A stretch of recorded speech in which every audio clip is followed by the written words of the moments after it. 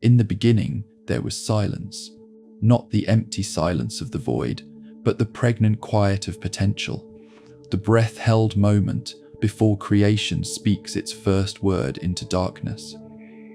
And in that darkness, beneath a canopy of stars that burned like scattered diamonds on black velvet, an old man walked alone across the desert sand.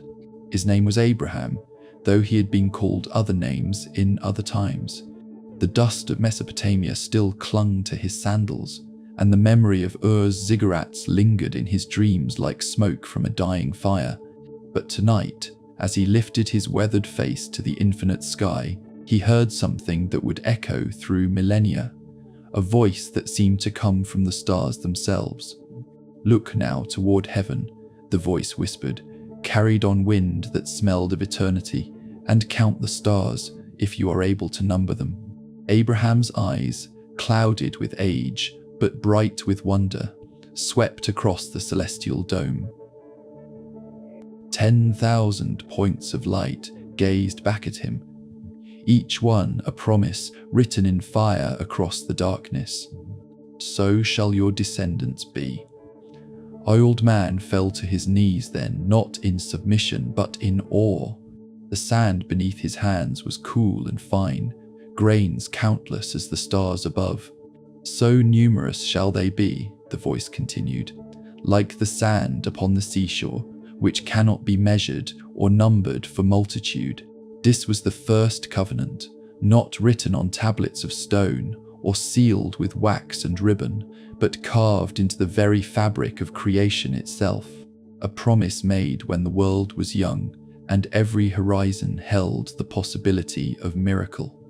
Abraham could not have known, as he knelt there in the desert night, that his seed would scatter like those very grains of sand, spreading to the corners of the earth, carried by winds of war and waves of exile to lands whose names had not yet been dreamed.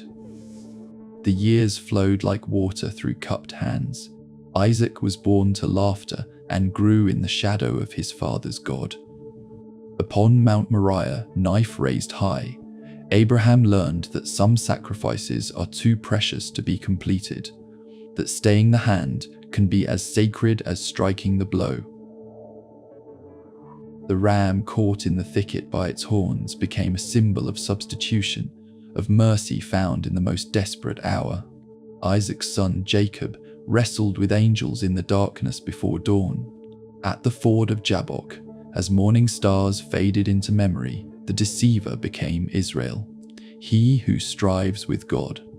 His hip was put out of joint in that supernatural struggle, and ever after he walked with a limp that marked him as one who had touched the divine and lived to tell the tale. From his loins would spring 12 sons, 12 tribes, 12 streams of blessing that would water the earth with both glory and sorrow. The brothers emerged from their mother's womb in a constellation of rivalry and promise. Reuben, unstable as water, would not excel. Simeon and Levi, instruments of cruelty, would be scattered in Israel. But Judah would hold the scepter, and from his line would come the lion, the one whose coming would gather the scattered children from the four corners of the earth.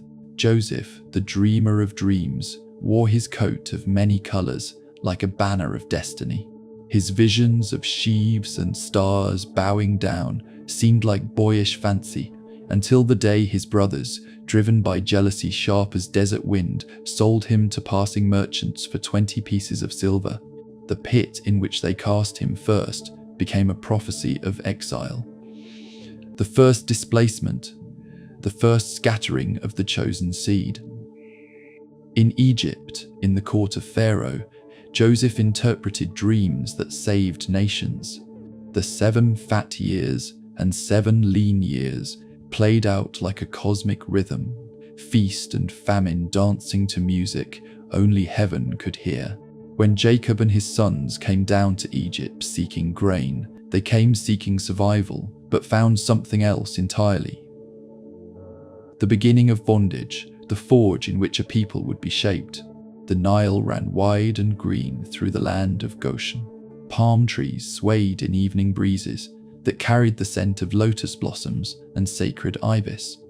Here, the children of Israel multiplied like stars in their father Abraham's vision, like sand on the seashore that could not be numbered. They grew from a family to a clan, from a clan to a tribe, from a tribe to a people. But pharaohs die, and new kings arise who know not Joseph. The generations turned like pages in an ancient book, and the memory of salvation faded into the amber of legend. The children of promise became the children of clay and straw. Their hands that had once held shepherd's staffs now gripped the handles of taskmasters' whips. 400 years stretched before them like an endless desert, each day a grain of sand in the hourglass of suffering. Yet even in bondage, the promise endured. In whispered lullabies sung over sleeping children, in prayers muttered between heartbeats as the overseer's shadow passed, in the secret circumcision of newborn sons, the covenant lived on. The God of Abraham, Isaac, and Jacob had not forgotten his people, though they had nearly forgotten him. The old stories persisted in fragments, like shards of pottery from a broken vessel. "Tell us again," the children would whisper, "about the man who walked with God in the garden of stars. Tell us about the promises made to our fathers. Tell us why we are different from the Egyptians, why we bear this mark of distinction in our flesh." And in the telling, the promise grew stronger. Each retelling was a reforging of the covenant, each whispered name a thread in the tapestry of destiny.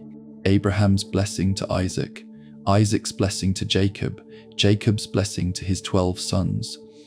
These were not mere words, but living power, DNA of the spirit that would endure through slavery and freedom, through glory and exile, through remembering and forgetting.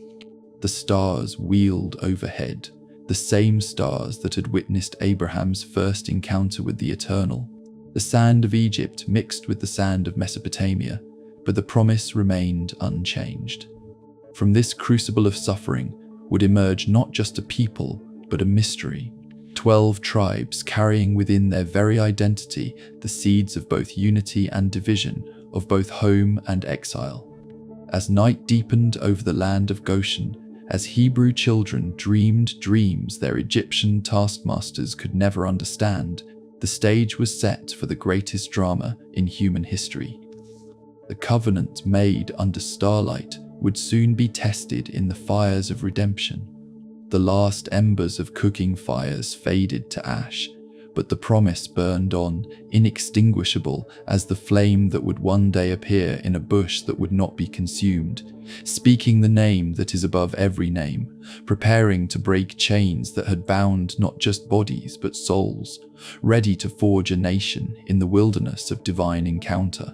4 centuries passed like a slow burning flame, consuming generation after generation in the furnace of Egyptian bondage. The children of Israel, once welcomed as saviors of the realm, had become its foundation stones, their blood mixed with mortar, their tears with Nile clay.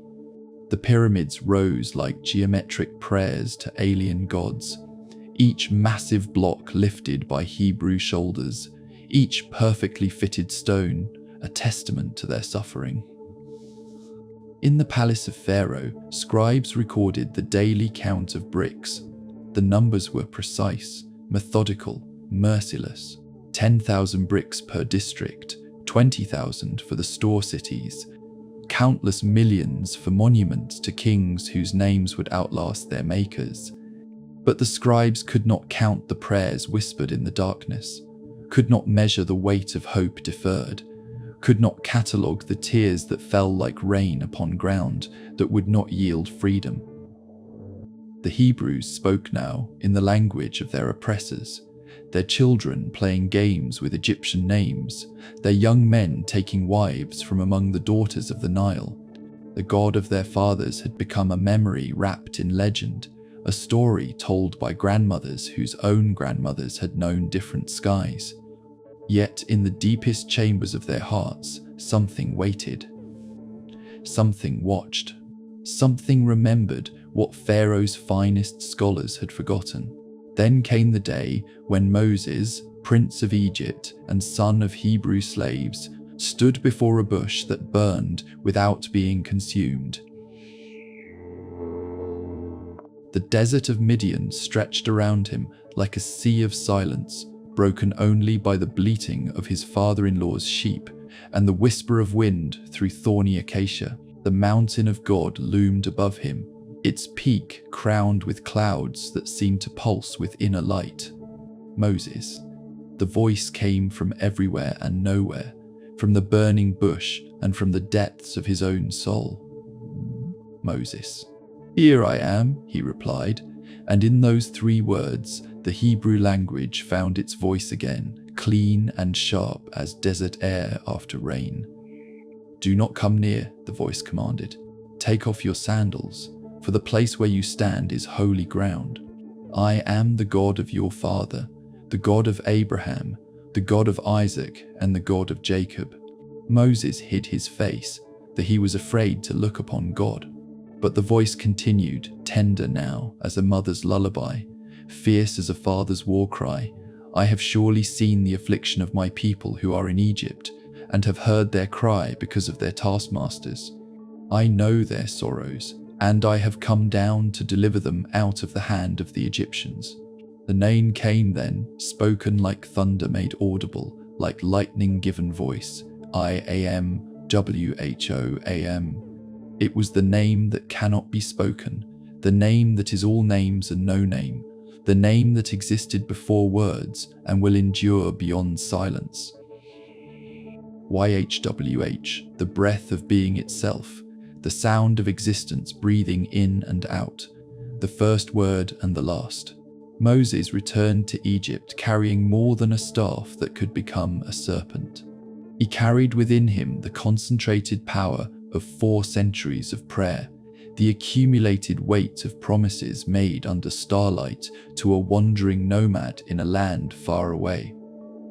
When he stood before Pharaoh, it was not merely man facing man, but creation itself, challenging the pretensions of empire. The plagues came like birth pangs, each one marking another stage in the delivery of a nation. The Nile ran red as blood, turning life's source into death's mirror. Frogs emerged from the river, like an army of the small and despised, filling palaces and peasant huts alike with the croaking song of judgment.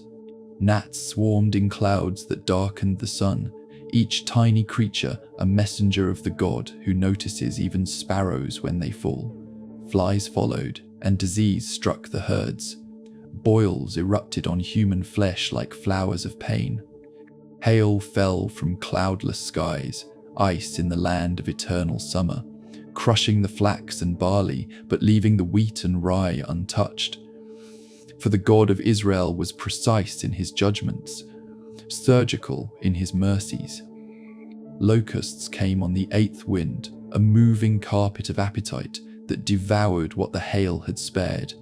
The sky turned black with their wings, and the sound of their feeding was like the whisper of time itself, consuming the works of human pride. Then darkness fell, not the gentle darkness of night, but a darkness so thick it could be felt, a darkness that seemed to swallow light itself before it could reach Egyptian eyes. But in Goshen, where the Hebrews dwelt, there was light. While Egypt groped in supernatural night, Hebrew children played in sunshine that seemed to come from no earthly source. The division was complete now. God's people marked off from the world's people as clearly as light from darkness, as life from death. The final plague came at midnight. Death walked through Egypt like a harvester in his field, taking the firstborn from every house, from Pharaoh's palace to the prisoner's dungeon, from the mighty to the least. But death passed over the houses marked with blood, the blood of lambs slain in haste and hope, the blood of substitution painted on doorposts like a sign language only angels could read. In the morning, Egypt wept with one voice. There was not a house where there was not one dead. Pharaoh called for Moses in the darkness before dawn, his voice broken with grief and terror. "Rise up, get out from among my people, both you and the children of Israel. Go, serve the Lord as you have said. Take also your flocks and your herds, and be gone." The exodus began not with trumpets, but with tears. Egyptian tears for their dead, Hebrew tears for their deliverance. 600,000 men of war, plus women and children, and a mixed multitude of fellow travelers, streamed out of the land of bondage like a river in flood. They carried with them gold and silver, freely given by neighbors eager to see them gone, but their true treasure was intangible. The knowledge that the God of their fathers still remembered his covenant. At the Red Sea, with Pharaoh's chariots thundering behind them and waters stretching before them to the horizon, they learned what faith looked like when all human hope was exhausted. Moses lifted his staff, and the sea divided. The waters stood up like walls of green glass, trembling but holding, while the sea bottom became a highway paved with divine intervention. Through the night they walked, children clutching their mothers' hands, old men leaning on walking sticks, the sound of their footsteps muffled by sand that had never known the sun. Behind them, Egypt's finest cavalry followed, wheels spinning in pursuit of fleeing slaves, bronze and leather gleaming in the strange light that seemed to come from the walls of water themselves. At dawn, the last Hebrew foot touched dry ground on the far shore. Moses stretched out his hand once more, and the waters collapsed with a roar that shook the earth. The sea returned to its strength, swallowing chariots and horsemen, and the pride of Egypt in one terrible, magnificent gulp. On the far shore, Miriam took up her tambourine and began to sing, "Sing to the Lord, for he has triumphed gloriously. The horse and its rider he has thrown into the sea." The women joined her voice, and then the men, until the wilderness rang with the first free song Hebrew lips had sung in 400 years. But freedom is not the same as arrival. The wilderness stretched before them, vast and trackless as the promise made to Abraham, dangerous as the covenant they had just renewed in blood and water. At Sinai, amid thunder and lightning and the sound of a trumpet that grew louder and ever louder, they would discover that deliverance is only the beginning of the story, that the God who breaks chains also gives laws, and that liberty without limit is just another form of slavery. The mountain waited, wreathed in smoke and mystery, ready to speak words that would echo through all the centuries to come. The wilderness years were ending, like a long, slow dream from which a nation finally awakens. 40 years of wandering had transformed a mob of freed slaves into something approaching an army, something resembling a people. The generation that had trembled at the sight of giants in the promised land lay buried beneath the desert sands, their fear interred with their bones.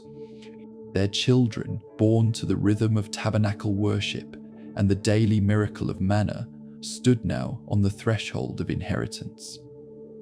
Joshua, son of Nun, carried within his weathered hands the authority Moses had passed to him like a flame transferred from torch to torch. Before him lay the Jordan River, swollen with spring floods, roaring its defiance at this ragtag confederation of tribes who dared to claim the land beyond its banks. Behind him stretched the memories of a generation, pillars of cloud by day, pillars of fire by night, water from rocks and bread from heaven, the voice of God speaking from mountains that smoked like altars of the world. The priests stepped into the torrent first, their feet disappearing beneath the muddy foam. They carried the Ark of the Covenant, that golden box containing the fragments of stone tablets, Aaron's rod that had budded with almond blossoms, and a golden pot of manna relics of miracles that had sustained their fathers through the long years of testing. As their sandals touched the riverbed, the waters stopped. Not gradually, like a river dammed by human engineering, but instantly, supernaturally, as if the very molecules of Hio had forgotten how to flow. Jericho fell to the sound of trumpets and the thunder of collapsing walls. The city had stood for millennia, its massive fortifications laughing at the siege engines of traditional warfare. But Israel's weapons were not traditional. 7 priests with 7 trumpets marched 7 times around the city on the 7th day, and when their horns sounded in unison, the walls fell flat, every stone in its place suddenly forgetting the laws of physics, the mortar between bricks losing its grip on reality itself. The conquest unfolded like a divine symphony, each victory a note in a composition whose score was written before the foundation of the world. I fell through cleverness, Gibeon through deception, the Southern Coalition through the miracle of sun and moon standing still while Joshua's army completed their victory. The very cosmos bent its rules to accommodate the promise made to Abraham beneath a canopy of stars that seemed now to fight from their courses for Israel. The land was divided by lot and by prophecy. Each tribe received its inheritance. Judah in the hill country where David would one day tend his sheep, Benjamin in the narrow corridor that would hold Jerusalem, Ephraim and Manasseh in the fertile highlands of central Canaan. Dan received the coastland, but would not stay there, migrating north like restless children, seeking adventure beyond their father's borders. The Levites received no territory of their own, but were scattered among their brothers as teachers and priests, their inheritance not land, but the service of the tabernacle. The period of the judges dawned like a fitful morning, alternating between light and shadow. Israel served the Lord, then served other gods, then cried out in oppression, then received deliverance, then forgot their deliverer in the intoxication of peace. The cycle turned like a great wheel: sin, servitude, supplication, salvation, silence. Othniel and Ehud, Deborah and Gideon, Jephthah and Samson, each judge a temporary patch on the garment of national unity that seemed always on the verge of unraveling completely. In those days, there was no king in Israel, the chroniclers would write. Every man did what was right in his own eyes. It was both epitaph and prophecy, describing not just the chaos of the present, but hinting at the monarchy that would rise from the ashes of this noble experiment in divine democracy. Samuel the prophet, last of the judges and first of the kingmakers, heard the people's demand with the weariness of a parent whose children insist on touching the fire to see if it really burns.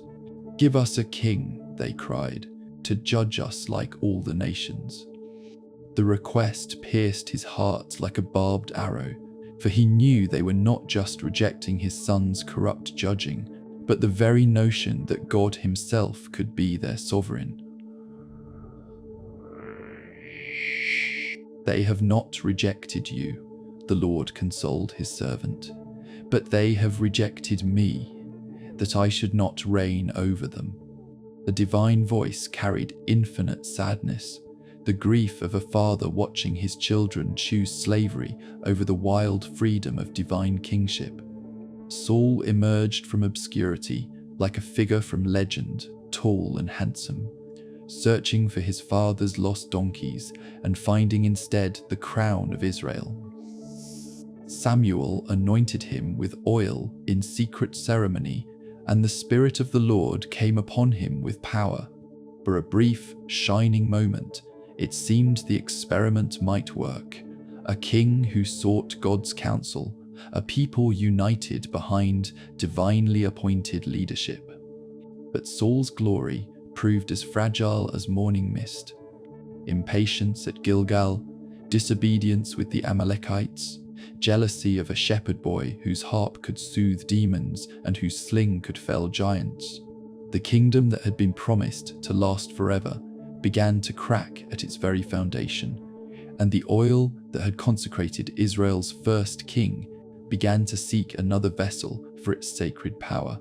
David, son of Jesse, ruddy-faced and beautiful of countenance, received that anointing in secret while his brothers watched in bewilderment.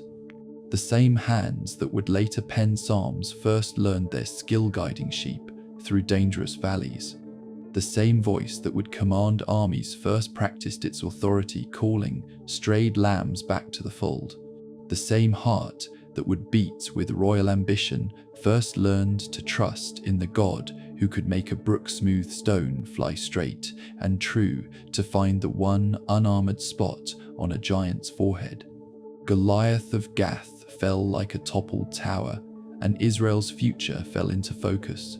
This shepherd king would unite the tribes as they had never been united, would capture Jerusalem and make it his capital, would establish a dynasty that would endure long after the kingdom itself had crumbled into memory. His psalms would become the prayer book of the world, his victories, the template for divine intervention, his failures, the proof that even kings after God's own heart remain human at their core. Solomon inherited more than a throne. He inherited the accumulated promise of centuries. Wisdom came to him in dreams, requested humbly and granted abundantly. Under his reign, Israel reached heights it would never scale again. The temple rose on Mount Moriah, its cedar beams cut from Lebanon's forests, its gold flowing from Ophir's mines, its craftsmanship rivaling anything Egypt or Babylon had ever produced. The Queen of Sheba came from the ends of the earth to hear Solomon's wisdom and went away breathless with wonder. "The half was not told me," she gasped, her royal composure shattered by the reality of Israel's glory. Trade routes converged on Jerusalem like rivers flowing toward the sea. Silver became common as stones in the streets of the city. Knowledge and wealth flowed into Israel like tributaries feeding a mighty river of prosperity. The 12 tribes dwelt each in their inheritance, secure under their own vine and fig tree. From Dan in the north to Beersheba in the south, from the Mediterranean coast to the Jordan Valley, the land bloomed like a garden watered by divine favor. Reuben pastured their flocks in the highlands of Gilead. Gad's warriors earned fame as raiders and defenders of the eastern frontier. Asher's olive groves produced oil that was prized in foreign markets. Naphtali's valleys yielded grain. Zebulun's ports welcomed ships from distant lands. Issachar's farmers grew rich from fertile soil. Ephraim and Manasseh, the double portion of Joseph's blessing, occupied the central highlands like joint heirs to their ancestors' dreams. Benjamin, smallest but fiercest, provided the buffer between Judah and the northern tribes. Simeon, scattered as prophesied, found their cities within Judah's borders, their identity slowly merging with their greater brother. Dan, restless as their father's blessing had foretold, established a second center in the far north, where Mount Hermon's snows fed springs that would one day water the ministry of a carpenter from Nazareth. Levi, tribe without territory, found their inheritance in service priests and teachers, singers and gatekeepers, their cities scattered like salt among their brothers to season the whole nation with divine knowledge. But even in the golden glow of Solomon's reign, shadows were gathering. The king's foreign wives brought foreign gods into Jerusalem. High places proliferated on every hill and under every green tree. The god who had divided seas and toppled walls was worshipped alongside Ashtoreth and Chemosh, Milcom and Molech. The pure gold of monotheism was alloyed with the base metals of pagan syncretism. Heavy taxation funded royal building projects. Forced labor conscripted men from their fields during harvest season. The very prosperity that was evidence of divine blessing became a source of divine judgment. Solomon's heart, which had sought wisdom in youth, sought pleasure in age. The temple that crowned his reign in glory would soon echo with the bitter words of division that would rend the kingdom like a garment torn beyond mending. The stage was set for catastrophe. The golden age was ending, like summer giving way to autumn, and the winds of change carried the scent of coming winter. Solomon's death arrived like the last note of a magnificent symphony, leaving behind only echoes and the awareness that something irreplaceable had ended. The great king's body lay in state in the temple he had built, surrounded by the gold and cedar that had made his name legendary from Egypt to Mesopotamia. But even as the mourning rituals continued, the kingdom he had unified was already beginning to crack along fault lines that had been hidden beneath 40 years of prosperity and forced peace. Rehoboam ascended his father's throne with all the confidence of a man who had never known anything but royal privilege. At 41, he was old enough to have wisdom, but young enough to mistake stubbornness for strength. The elders who had counseled Solomon came to him first, their grey beards and worried eyes testimony to decades of statecraft. Their advice was simple, born of experience. If you will be a servant to this people today and serve them and answer them with good words, then they will be your servants forever. But the voice of experience sounded weak to ears accustomed to flattery. The young men who had grown up with Rehoboam in the palace whispered different counsel that appealed to pride rather than wisdom.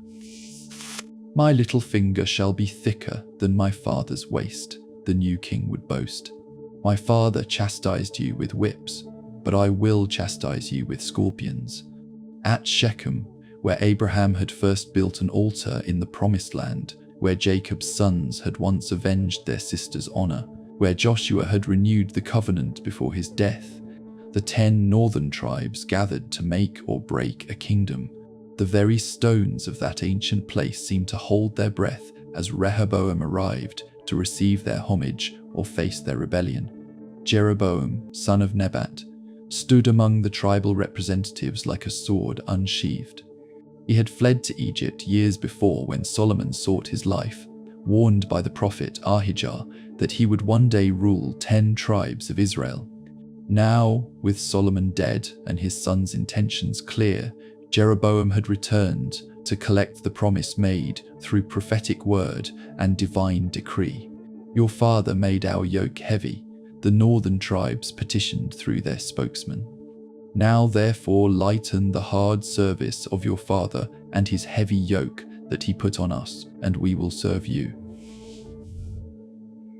It was not revolution they sought, not yet, merely justice, a return to the lighter governance of David's time, relief from the burden of Solomon's building projects and foreign adventures. 3 days Rehoboam took to consider their request. 3 days during which the kingdom hung in the balance like a sword suspended by a thread. The old men counseled moderation, compromise, the wisdom of bending rather than breaking. The young men counseled strength, the assertion of royal prerogative, the iron fist that would crush rebellion before it could gather momentum. When the 3rd day dawned, Rehoboam had made his choice. Standing before the assembled tribes with all the majesty his royal robes could lend him, he delivered words that would echo through history like the sound of something precious shattering. "My father made your yoke heavy, but I will add to your yoke. My father chastised you with whips, but I will chastise you with scorpions." The silence that followed was deeper than the quiet of death. It was the silence of a dream ending, of hope dying, of unity fracturing along lines that had been drawn in the very geography of tribal identity. Then, like thunder following lightning, came the response that would reshape the ancient world. "What portion have we in David? We have no inheritance in the son of Jesse. To your tents, O Israel. Now see to your own house, David." The words were ancient, first spoken during Sheba's rebellion in David's time, now resurrected to serve as the battle cry of permanent division. The 10 northern tribes turned their backs on Jerusalem, on David's dynasty, on Solomon's temple, and walked away from 1,000 years of shared destiny. Only Judah and little Benjamin remained loyal to Rehoboam, along with the Levites who had too much invested in temple service to abandon their posts. Jeroboam was proclaimed king over Israel in an assembly that crackled with revolutionary energy and divine purpose. The prophet Ahijah's words were being fulfilled. "I will take the kingdom from Solomon's hand and give you 10 tribes." But prophecy fulfilled is often more terrible than prophecy proclaimed, and the reality of division proved costlier than anyone had imagined. The new king faced problems that would have challenged Solomon's wisdom. How could he maintain the loyalty of tribes accustomed to worshipping in Jerusalem when Jerusalem now belonged to his rival? How could he establish religious independence without abandoning the faith that gave him legitimacy? How could he break from Judah without breaking from the God of Judah? His solution was pragmatic, politically brilliant, and spiritually catastrophic. At Dan in the far north and Bethel in the south, he erected golden calves, not intended as foreign gods, but as pedestals for the invisible Yahweh, throne platforms like the cherubim in Solomon's temple. "Behold your gods, O Israel," he proclaimed, "who brought you up out of the land of Egypt." The words were carefully chosen, designed to redirect rather than replace religious devotion. But symbols have power beyond their maker's intentions. The golden calves awakened memories of Sinai's great apostasy, when Aaron had fashioned a similar idol while Moses communed with God on the mountain. What began as political necessity quickly became religious revolution. New priests were ordained from every tribe, not just Levi. New festivals were instituted to compete with Jerusalem's celebrations. New doctrines emerged to justify the new order. At Bethel, house of God, where Jacob had dreamed of angels ascending and descending on heaven's ladder, now stood a golden calf that seemed to mock the very notion of divine transcendence. At Dan, northernmost city of Israel, where Micah's idol had once corrupted the tribe that would not stay in their allotted inheritance, another calf gleamed in the uncertain light of torches and compromised consciences. The division ran deeper than politics, deeper than economics, deeper than tribal rivalry. It was a theological fracture, a crack in the cosmic order that had held since Abraham first heard the voice of promise under starlit skies.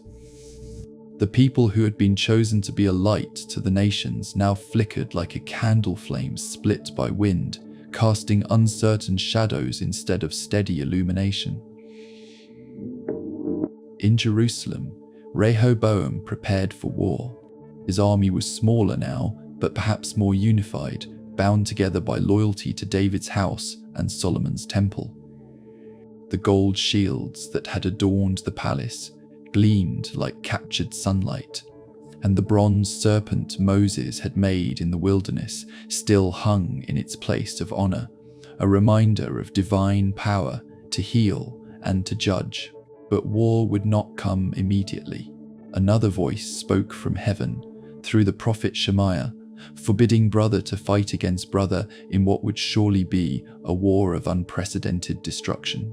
"You shall not go up or fight against your relatives, the people of Israel," came the divine command. "Return every man to his home, for this thing is from me." The words carried both mercy and tragedy. Mercy, because they prevented immediate bloodshed between kinsmen who shared the same God, the same promises, the same patriarchal blessings. Tragedy, because they acknowledged that the division was irreversible, that what God had joined together through centuries of shared struggle, human pride, and divine judgment had now put asunder. Two kingdoms now existed where one had been. Israel in the north, larger and more prosperous, controlling the ancient tribal territories where Joshua had first established the people in their inheritance. Judah in the south, smaller but possessing Jerusalem with its temple, its priesthood, its accumulated holiness of centuries. The fracture was complete, but the breaking had only begun. What would follow were centuries of rivalry, war, apostasy, and judgment. The long, slow dissolution of everything Solomon had built, everything David had unified, everything the judges had preserved, everything Moses had forged in the wilderness crucible of divine encounter. The golden age was over. The age of division had begun. And in that division lay the seeds of an even greater scattering, a dispersion that would scatter the tribes of Israel like dust in the wind, until 10 of them vanished entirely from the stage of history, becoming legends and mysteries, questions without answers, promises that seemed broken beyond repair. The winter of exile was coming, though few could yet see the storm clouds gathering on the horizon. The voice came first to Amos the herdsman in the silence before dawn, when the hills of Tekoa wore crowns of morning mist and the sheep stirred restlessly in their fold. He was not a prophet, nor a prophet's son, just a dresser of sycamore trees and a keeper of cattle, his hands roughened by honest labor, his heart untouched by the corruption that festered in palaces and temples. But the word of the Lord seized him like a lion's roar in the wilderness, and what had been a shepherd became a herald of judgment. The Lord roars from Zion, Amos proclaimed as he strode through the markets of Samaria, his country clothes marking him as an outsider among the silk-draped merchants and perfumed courtiers, and utters his voice from Jerusalem. The pastures of the shepherds mourn, and the top of Carmel withers. The words fell like hammer blows on the consciousness of a nation drunk on prosperity and deaf to divine displeasure. Israel, in the 8th century before Christ, blazed with material splendor. Ivory houses gleamed white on terraced hillsides. Winter houses and summer houses multiplied like monuments to human ambition. The wealthy lay on beds of ivory and ate lambs from the flock, calves from the midst of the stall. They drank wine in bowls and anointed themselves with the finest oils, while the poor were sold for a pair of sandals, and justice was perverted in the very gates where it should have flourished. But Amos saw what the revelers could not see, the divine scales in which their deeds were weighed, the coming day of the Lord that would be darkness and not light, gloom with no brightness in it. I despise your feast days, the Lord thundered through his reluctant messenger, and I do not savor your sacred assemblies. Though you offer me burnt offerings and your grain offerings, I will not accept them. The prophet's words cut through the incense smoke of elaborate worship, exposing the hollow core of ritual divorced from righteousness. What good were festivals if the poor went hungry? What value had sacrifices if justice was strangled in the courts? What meaning could worship have when it was conducted by hands stained with the blood of the innocent? In the northern kingdom, Hosea received a different call, one that demanded not just his voice, but his very life as a living parable. Go, take yourself a wife of harlotry, the Lord commanded, and children of harlotry, for the land has committed great harlotry by departing from the Lord. Gomer became more than a wife. She became Israel embodied, her unfaithfulness, a mirror reflecting the nation's spiritual adultery. Each time Gomer strayed from the marriage bed, each time she sold herself to lovers who offered empty pleasures and hollow promises, Hosea felt in his own flesh the pain that pierced the divine heart. Israel had done the same, abandoning the God who had loved her from Egypt, pursuing the Baals and Asherahs of Canaan, like a woman mad with desire for anything except her faithful husband's embrace. She said, "I will go after my lovers who give me my bread and my water, my wool and my linen, my oil and my drink." Hosea wept as he spoke the oracle, his personal anguish becoming the vehicle for divine revelation. But the lovers would prove false, their gifts temporary, their promises as substantial as morning mist that vanishes with the rising sun. The children born to Hosea and Gomer bore names like Wounds, Jezreel, God scatters, Lo Ruhamah, not loved, Lo Ami, not my people. Each name was a prophecy, each birth certificate a court document in heaven's divorce proceedings against an unfaithful bride. Yet even in judgment, mercy lingered like a note of music that refuses to fade completely into silence. "I will betroth you to me forever," the Lord promised through his broken-hearted prophet. "Yes, I will betroth you to me in righteousness and justice, in loving kindness and mercy. I will betroth you to me in faithfulness, and you shall know the Lord." The restoration would come, but only after the unfaithful wife had learned the true value of what she had cast away so carelessly. From the south came Isaiah, son of Amoz, whose vision in the temple had cleansed his lips with coals from the altar of heaven.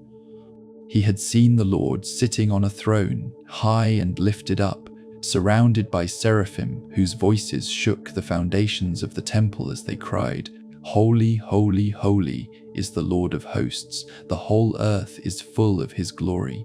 The smoke that filled the house was not just incense, but the very breath of divine majesty. And Isaiah emerged from that encounter transformed, his tongue touched by fire, his message blazing with authority that could not be questioned or ignored. "Hear, O heavens, and give ear, O earth," Isaiah proclaimed, his voice carrying the weight of cosmic indictment.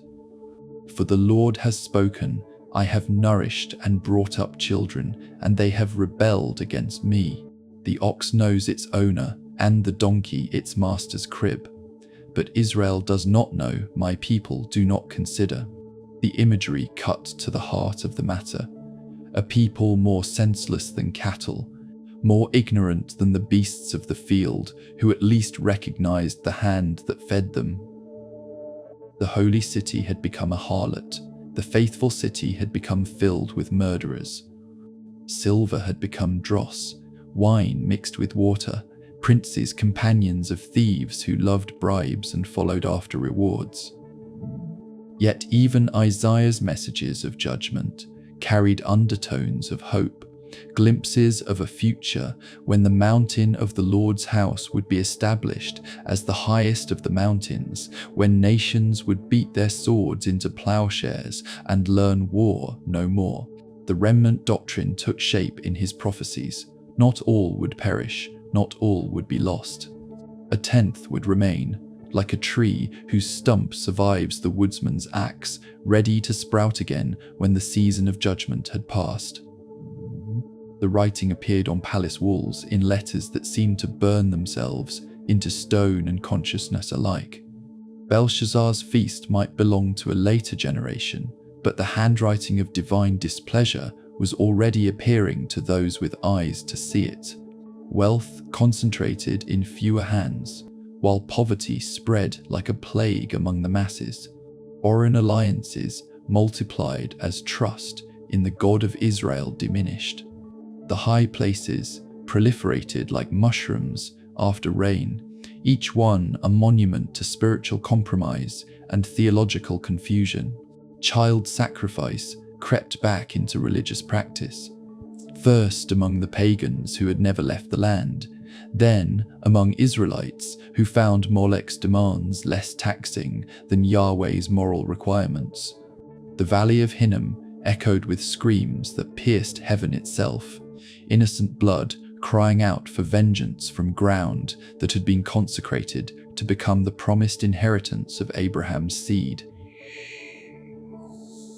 Temple prostitution flourished under the guise of fertility religion.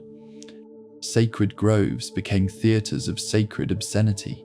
The worship designed to celebrate divine holiness became an excuse for human depravity.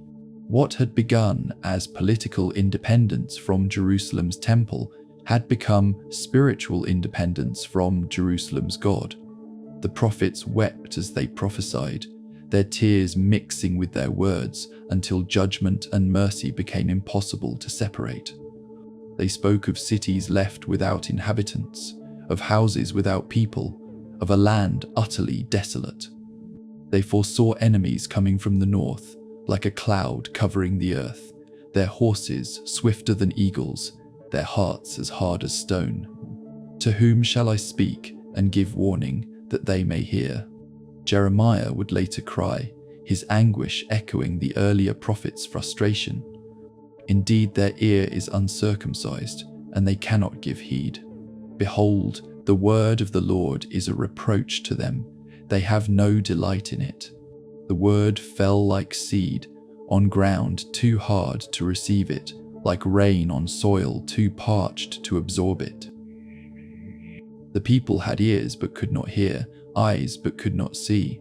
The very faculties that should have made them responsive to divine communication had been dulled by prosperity, deadened by routine, calloused by repeated exposure to truth they refused to embrace. Yet the prophets continued to speak, their voices growing hoarse with repetition, their hearts breaking with each rejected message. They knew what was coming, had seen it in visions that left them trembling, in dreams that woke them gasping in the night. The armies of Assyria were already stirring, their war engines being forged in foundries whose fires reflected the coming conflagration of judgment. The 10 tribes lived on borrowed time, their prosperity a brief flowering before the winter of exile. But they could not see it, would not hear it, refused to believe that the God who had delivered them from Egypt and established them in this good land would allow foreign armies to drag them away into captivity. The warning voices became background noise in the symphony of their self-indulgent celebration, unheeded prophets crying out in a wilderness of willful deafness and determined blindness. The storm was coming from the north, and when it broke, it would sweep away everything they thought permanent, everything they believed secure, everything they imagined could never be taken from them. From the palaces of Nineveh came the sound of wheels, war chariots, siege engines, the machinery of empire grinding westward like an inexorable force of nature. The Neo-Assyrian war machine had awakened from its temporary slumber, and its appetite for conquest had turned toward the small kingdoms that clung to the eastern shore of the Mediterranean like shells on a tide-washed rock. Tiglath-Pileser III, whose name meant "My trust is in the son of Ishara," ruled an empire that stretched from the Persian Gulf to the borders of Egypt. His scribes recorded victories in cuneiform wedges pressed into clay tablets, each campaign documented with the bureaucratic precision of a people who viewed conquest as merely another form of administration. The Assyrian war machine was not chaotic. It was methodical, systematic, terrifyingly efficient in its application of controlled violence. The king's annals, carved in stone and preserved in the great library of Ashurbanipal, would later record with clinical detachment the land of Bit Humria, all of its people and their possessions, I carried off to Assyria. Bit Humria, the house of Omri, was their name for the northern kingdom of Israel, and what they described so matter-of-factly represented the end of a world. But the end did not come all at once. It began slowly, like a cancer eating away at the edges of the kingdom. First came the tributary relationships, the vassalage that seemed almost benevolent compared to outright conquest. Gold flowed from Samaria to Nineveh, silver from Jewish treasuries to Assyrian coffers. The northern kings discovered what many rulers before and after would learn, that feeding a predator only makes it stronger and hungrier. Menahem paid 1,000 talents of silver to Tiglath-Pileser, extracting 50 shekels from every wealthy man in Israel to meet the tribute demand. The money bought time, nothing more.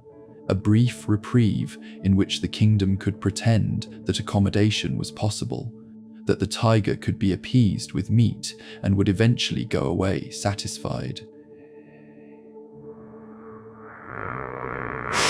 But tigers do not change their nature, and empires do not abandon profitable ventures simply because their victims comply with initial demands. Pekah, son of Remaliah, believed in resistance rather than submission. He formed an alliance with Rezin of Damascus, dreaming that united Syrian kingdoms could turn back the Assyrian tide through combined military action. It was a noble dream and a fatal miscalculation. The coalition wars that followed were like watching children with wooden swords challenge armored warriors. Brave, pathetic, and ultimately suicidal. When Ahaz of Judah refused to join the anti-Assyrian coalition, Pekah and Rezin marched south to force his hand. But Ahaz had already made his choice. Better to be Assyria's voluntary vassal than its conquered enemy. His appeal to Tiglath-Pileser for help was answered with enthusiasm, for it provided the perfect pretext for Assyrian intervention in the region. The campaign of 734-732 BCE unfolded like a masterclass in imperial warfare. Damascus fell first, its king Rezin executed, and its population deported according to the standard Assyrian practice of human reorganization. Syria, which had been a power in the region since the time of David, simply ceased to exist as an independent entity. Israel's turn came next. The Assyrian war machine moved with the precision of a well-oiled mechanism. Siege towers rolled across the countryside like mobile mountains, their wooden walls bristling with archers and armed with battering rams that could reduce ancient fortifications to rubble. Behind them came the engineers, the sappers, the specialists in wall breaking and will breaking who had perfected their craft in a dozen conquered kingdoms. Cities fell like dominoes across the northern territories. Aijan, Abel Beth Maacah, Janoah, Kadesh, Hazor, names that had echoed through the chronicles of Joshua's conquest now became entries in Assyrian tribute lists. The people of these cities faced a choice that was no choice at all: surrender and face deportation, or resist and face slaughter, followed by deportation. Hoshea, son of Elah, assassinated Pekah and offered submission to Assyria, hoping to save something from the wreckage of the northern kingdom. For a brief moment, it seemed the strategy might work. Tiglath-Pileser accepted Hoshea's tribute and allowed him to rule over what remained of Israel, a truncated realm that consisted of little more than the hill country around Samaria and a few surrounding towns. But the reprieve was temporary. When Tiglath-Pileser died and was succeeded by Shalmaneser V, Hoshea made the fatal mistake of seeking Egyptian assistance and withholding tribute from Assyria. It was the last act of defiance the northern kingdom would ever manage, and it sealed the fate of the 10 tribes forever. Shalmaneser's response was swift and merciless. The Assyrian army swept through the remaining territories of Israel like a scythe through wheat. City after city submitted without resistance, their populations already demoralized by decades of tribute payments and the spectacle of their neighbors' destruction. But Samaria itself, the capital city, the last bastion of Israelite independence, prepared for siege. For 3 years, Samaria held out behind its massive walls. The city had been built by Omri on a hilltop that commanded the surrounding valleys, its fortifications strengthened by generations of kings who understood that eventually someone would come to test them. Springs within the city provided water. Storehouses held grain laid up for just such a crisis, and the defenders fought with the desperate courage of people who knew that surrender meant not just defeat but disappearance. The siege became a contest of wills as much as weapons. Assyrian engineers built earthworks and counterwalls, their siege towers creeping closer to the city walls like predators stalking their prey.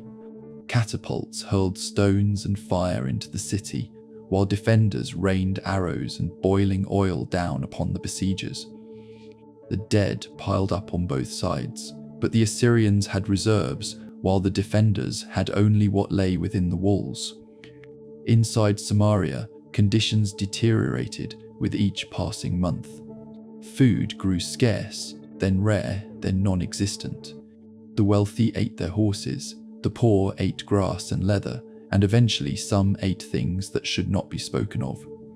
Children died first, then the elderly, then the weak, until only the most determined remained to man the walls and watch the Assyrian war machines inch ever closer to the gates. When Shalmaneser died during the siege, command passed to his successor Sargon II, who would complete the conquest and claim credit for the victory in his own annals. But the identity of the conqueror mattered little to the inhabitants of Samaria. Whether under Shalmaneser or Sargon, the outcome was predetermined by the simple mathematics of siege warfare. Time, resources, and reserves all favored the Assyrians. The end came not with a great battle, but with the simple failure of strength to resist any longer. The gates of Samaria opened not because the defenders chose surrender, but because they lacked the power to keep them closed. Assyrian soldiers poured through the breach like a flood through a broken dam, and the last independent city of the northern kingdom fell to the sound of splintering wood and screaming metal. What followed was methodical, efficient, and absolutely devastating. The Assyrian deportation system had been perfected through generations of imperial expansion, and its application to Samaria was textbook in its thoroughness. The wealthy and skilled were identified first craftsmen, scribes, priests, merchants, anyone whose knowledge or abilities might prove useful in other parts of the empire. They would be the first to go, the first to be scattered to distant provinces where their expertise could serve Assyrian interests. The middle classes followed: farmers, shopkeepers, tradesmen, the solid citizens who formed the backbone of any functioning society. They too would be relocated, their knowledge of local conditions and customs making them valuable as administrators and interpreters in newly conquered territories. The Assyrians had learned that successful empire required not just military conquest, but administrative integration. Last came the masses. The poor, the elderly, the very young, those whose only value lay in their numbers and their labor. They would be the most widely scattered, distributed across the empire, according to demographic needs and administrative convenience.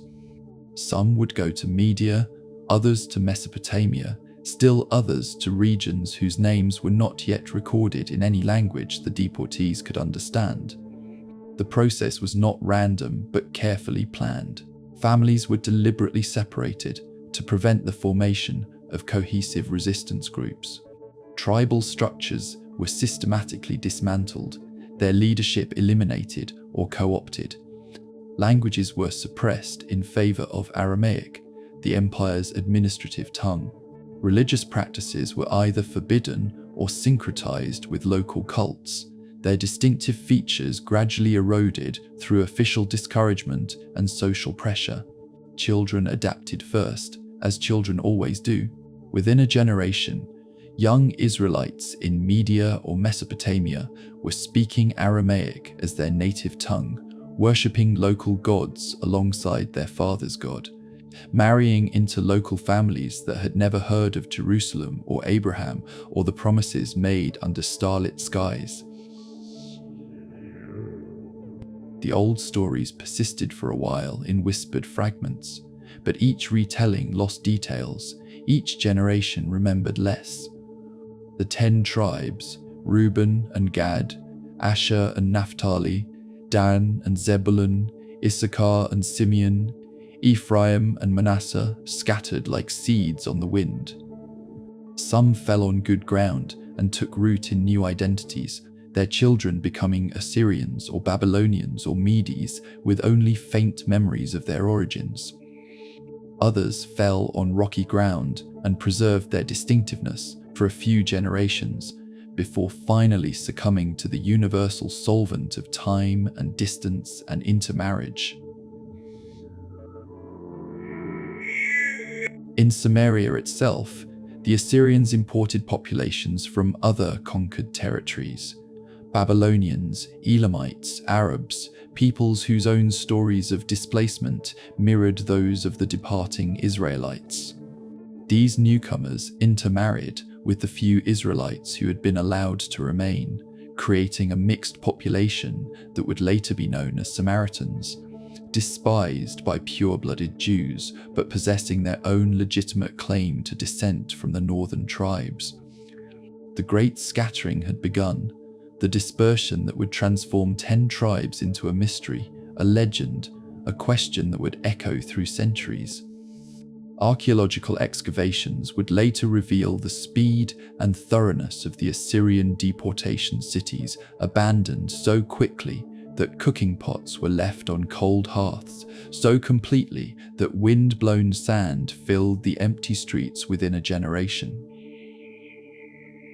The northern kingdom of Israel, which had endured for 2 centuries, which had produced kings and prophets and psalms, which had been home to millions of souls who traced their lineage back to Abraham and Isaac and Jacob, simply ceased to exist. Its people became footnotes in Assyrian administrative records, names in cuneiform lists of relocated populations, ghosts haunting the ruins of cities whose stones would outlast the memory of those who had built them.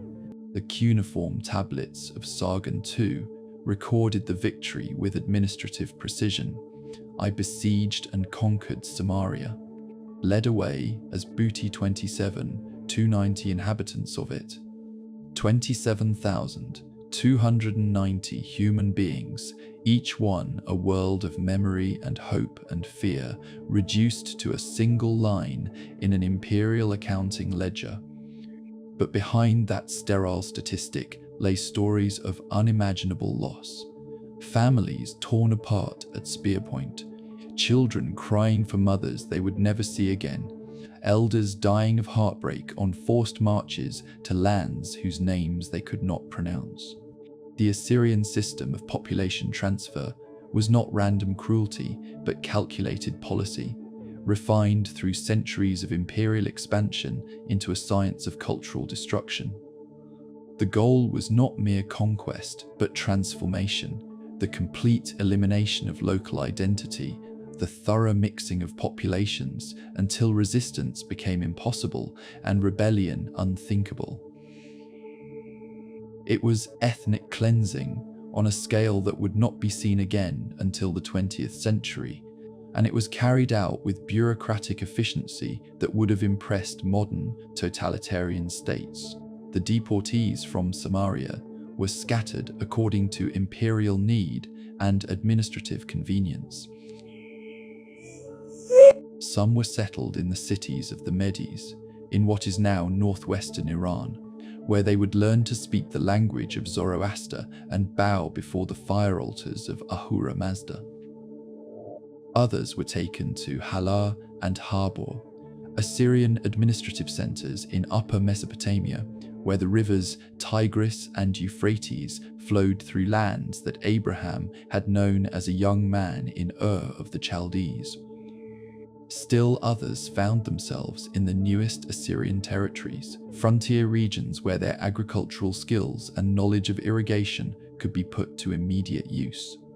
The empire needed farmers in Media, craftsmen in Mesopotamia, administrators who could read and write Hebrew script for dealing with future Israelite captives. The scattered tribes became human resources in the most literal sense, their talents and knowledge harvested for imperial benefit. But the Assyrians had made one crucial miscalculation. They had assumed that displacing a people from their land would destroy their identity, that scattering tribes across the empire would break the bonds that held them together as a distinct community. What they failed to understand was that Israelite identity was not primarily geographical, but theological, not mainly tribal, but covenantal, not centered on a place, but on a promise that transcended all earthly boundaries. In the cities of the Medes, Hebrew families gathered in secret to remember the stories their grandfathers had told them about a God who had split the sea and spoken from mountains. In Mesopotamian villages, craftsmen taught their sons not only their trades, but the songs of Zion, sung now in whispers and broken fragments. Along the banks of foreign rivers, women washing clothes in alien waters hummed melodies that had once echoed through the temple courts of Jerusalem.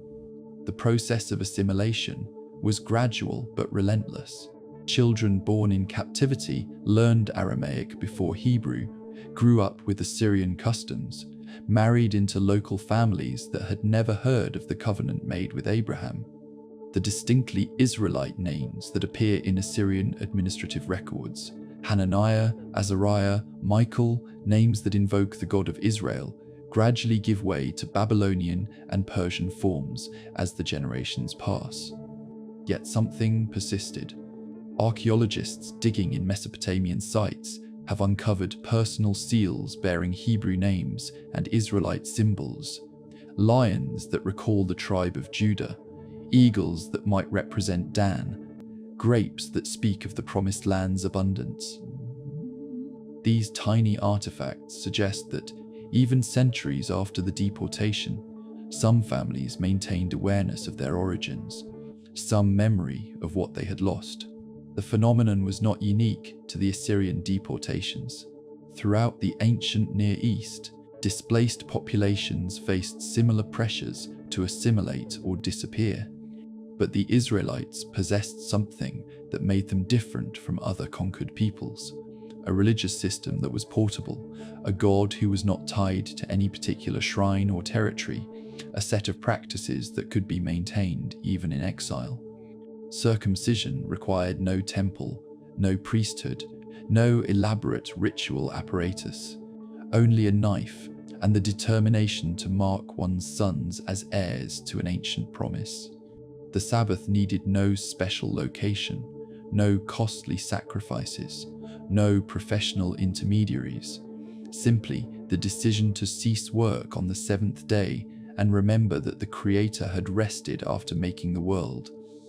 Dietary laws could be observed anywhere there was food to choose from, marking the observers as a people set apart for purposes they might not fully understand but felt compelled to honor. Some tribal groups managed to maintain their cohesion longer than others. The descendants of the northern Levites, scattered among their brothers as their ancestors' blessing had foretold, possessed both the knowledge and the motivation to preserve Israelite traditions. They had been the teachers and memory keepers in the northern kingdom, and some continued that function in exile, becoming the living libraries of a displaced people. Genealogical consciousness persisted in fragmentary form. Families that could trace their lineage to particular tribes guarded that knowledge like treasure, passing it down through oral tradition even when written records became impossible to maintain. The names themselves carried meaning. Ben, Reuben, Bat, Asher, remembrances of tribal identity embedded in family nomenclature. But the great majority simply faded into the general population of the Assyrian Empire. Within 3 generations, the grandchildren of deportees were functionally indistinguishable from their neighbors. They worshipped local gods, spoke local languages, followed local customs. The covenant made at Sinai became a half-remembered story, The promises to Abraham, a fading legend, the very name of Israel, a word that stirred vague emotions without clear understanding. The process was accelerated by official policy. The Assyrians actively discouraged the maintenance of ethnic identities, offering advancement and privilege to those who adopted imperial culture while marginalizing those who clung to old ways. Intermarriage was encouraged, even mandated in some cases. Local religious festivals were promoted, while traditional Israelite observances were restricted or forbidden entirely. Yet the very thoroughness of the dispersion created its own form of preservation. Scattered so widely across the empire, small groups of Israelites took root in dozens of different environments, adapting to local conditions while retaining core elements of their inherited identity. Some became merchants, carrying not only goods, but stories along the trade routes that connected distant provinces. Others became soldiers in Assyrian armies, their military skills winning them advancement and influence. The phenomenon of crypto-Judaism, the secret maintenance of Jewish practices under a veneer of assimilation, may have begun during this period. Families that outwardly conformed to local customs might still circumcise their sons in private, still avoid pork when possible, still gather on certain evenings to tell stories about the God who had led their ancestors out of Egypt. Archaeological evidence from this period is frustratingly sparse but tantalizingly suggestive. Israelite-type pottery appears in Mesopotamian sites where deportees are known to have been settled. Hebrew ostraca pottery shards with writing on them have been found in contexts that suggest ongoing literacy in the ancestral language. Seal impressions bearing Hebrew names appear in administrative archives, indicating that some deportees achieved positions of responsibility in their new homes. The religious syncretism that characterized this period was complex and multifaceted. Some groups abandoned Israelite worship entirely, adopting local deities and customs without reservation. Others attempted to maintain traditional practices while adding local elements, creating hybrid forms of religion that satisfied both old loyalties and new requirements. Still others maintained pure Israelite worship in secret, while participating in local religious activities for social and economic reasons. The cuneiform archives of later periods contain references to the House of Israel and the exiles of Jerusalem, in contexts that suggest these terms retained meaning for administrative purposes long after the original deportations. This implies that some form of ethnic consciousness persisted, at least among certain groups, for several centuries after the conquest of Samaria. Trade records and business documents from Mesopotamian cities contain Hebrew and Israelite names mixed with Babylonian and Aramaic ones, suggesting that commercial networks may have helped maintain connections between scattered communities. Merchants who traveled between different regions could carry messages, maintain family connections, and preserve cultural knowledge in ways that sedentary populations could not. The phenomenon of tribal preservation varied dramatically by location and circumstance.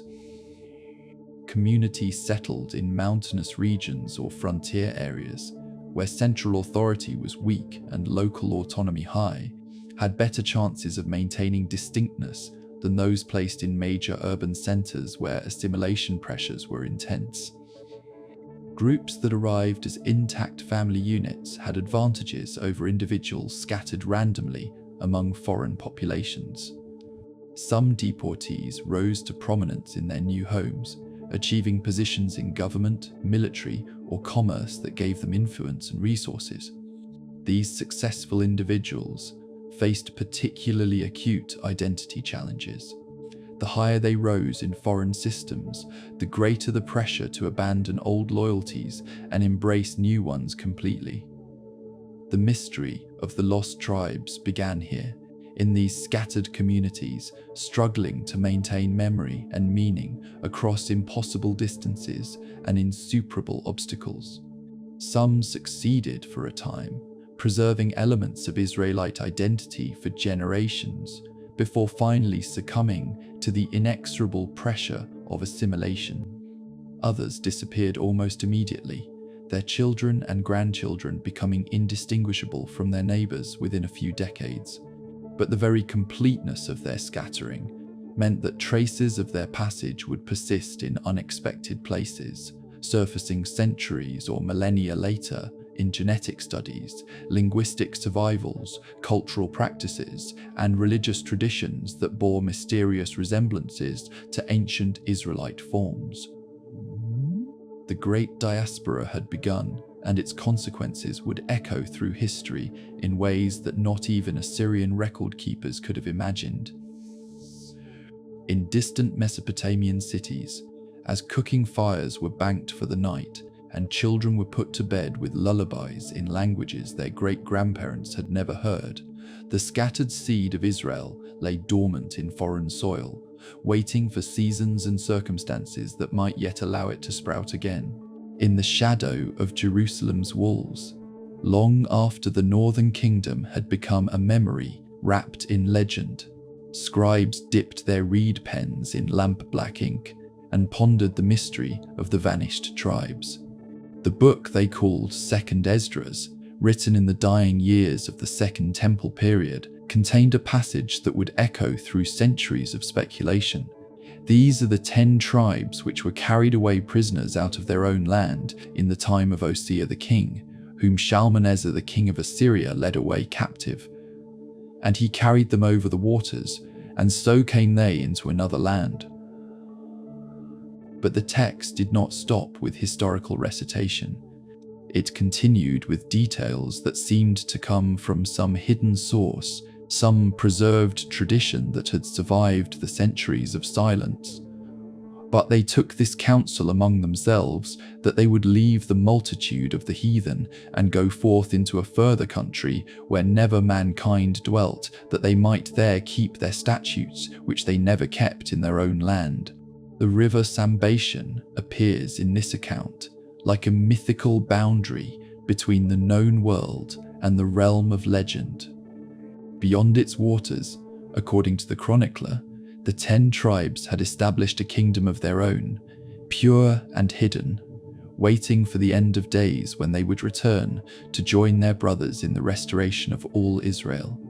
The river was said to rest on the Sabbath, its tumultuous waters becoming still and calm from Friday evening to Saturday night, allowing passage only to those who observed the 7th day as holy.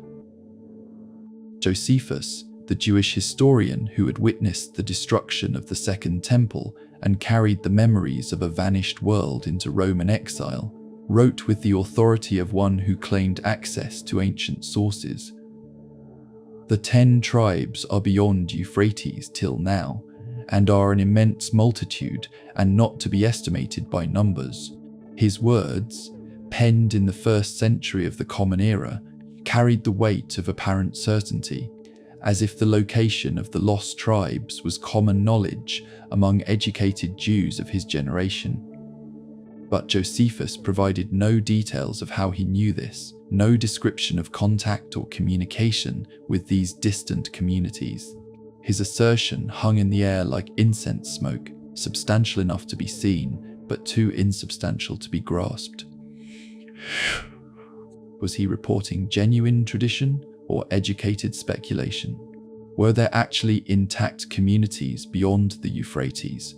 Or was this the wishful thinking of a people who could not bear to believe that 10/12 of their nation had simply vanished into the maw of imperial conquest?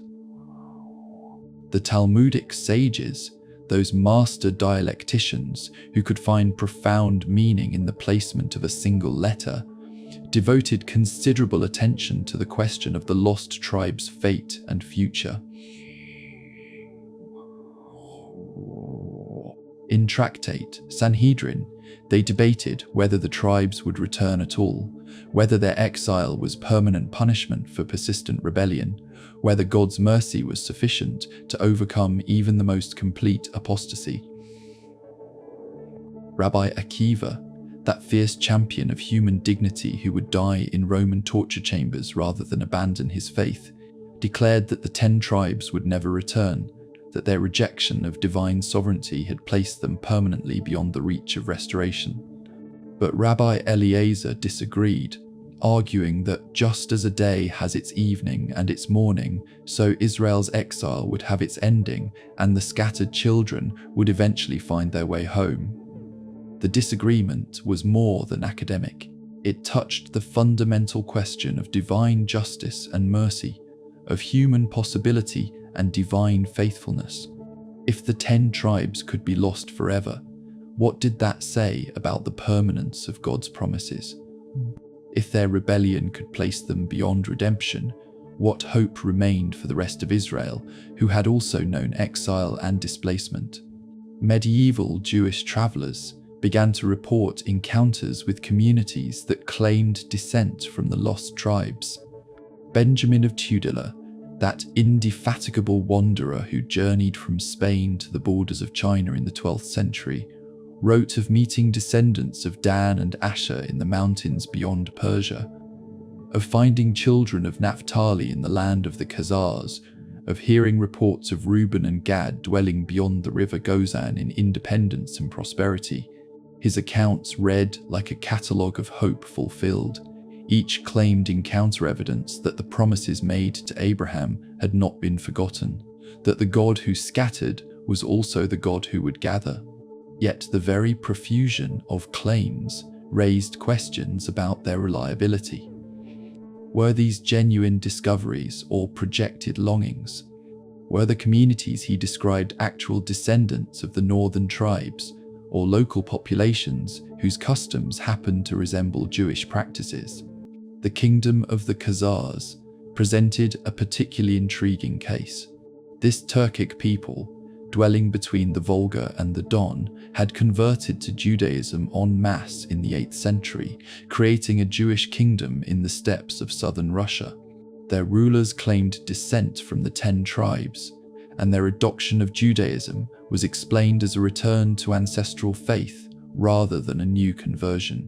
The Khazar hypothesis would persist into modern times, with some scholars arguing that Ashkenazi Jews were primarily descended from converted Khazars rather than ancient Palestinians. But the genetic evidence would eventually disprove this theory, showing clear Middle Eastern ancestry among European Jewish populations.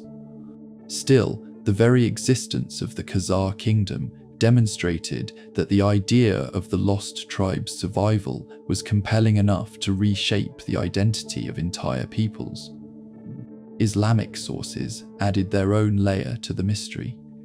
Arab geographers and historians, with access to Persian and Central Asian traditions, wrote of communities beyond the Oxus River that practiced customs reminiscent of Mosaic law. They described peoples who rested on the 7th day, who avoided pork, who circumcised their sons, who told stories of a great ancestor who had wrestled with an angel and emerged with a new name. The Chinese annals of the Tang dynasty contain references to a people called the Ya Pahan, possibly a corruption of Hebrew, dwelling in the western regions of the empire. These records describe a tribe that worshipped one god, that had priests who wore distinctive garments, that observed certain days as sacred when no work was performed. The descriptions are tantalizing but frustratingly vague, like shadows of shadows cast on the wall of historical memory. Christian missionaries working in India reported finding communities that claimed descent from the tribe of Manasseh, that possessed traditions about a temple in a distant land, that spoke of an ancestral home beyond the great waters. The Bene Menashe of northeastern India would, centuries later, make their way to Israel, carrying these very traditions, their claim to Israelite ancestry supported by genetic testing and cultural analysis. Ethiopian chronicles tell of the Queen of Sheba's journey to Jerusalem, but they also preserve traditions of Israelite settlement that predate the Christian era. The Beta Israel Ethiopian Jews maintained for centuries that they were descendants of the tribe of Dan, that their ancestors had fled the Holy Land during the time of troubles and found refuge in the highlands of Abyssinia.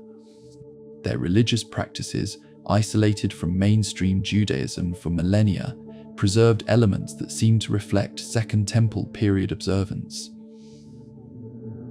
They knew nothing of Talmudic law, nothing of post-biblical developments in Jewish practice, yet they maintained Sabbath observance, kashrut, circumcision, and biblical festivals with remarkable fidelity to ancient precedent.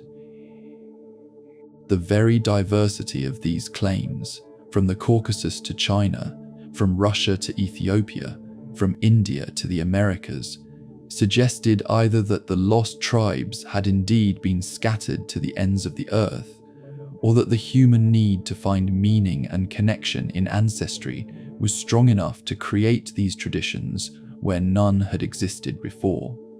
Each account carried within it the seed of both possibility and doubt.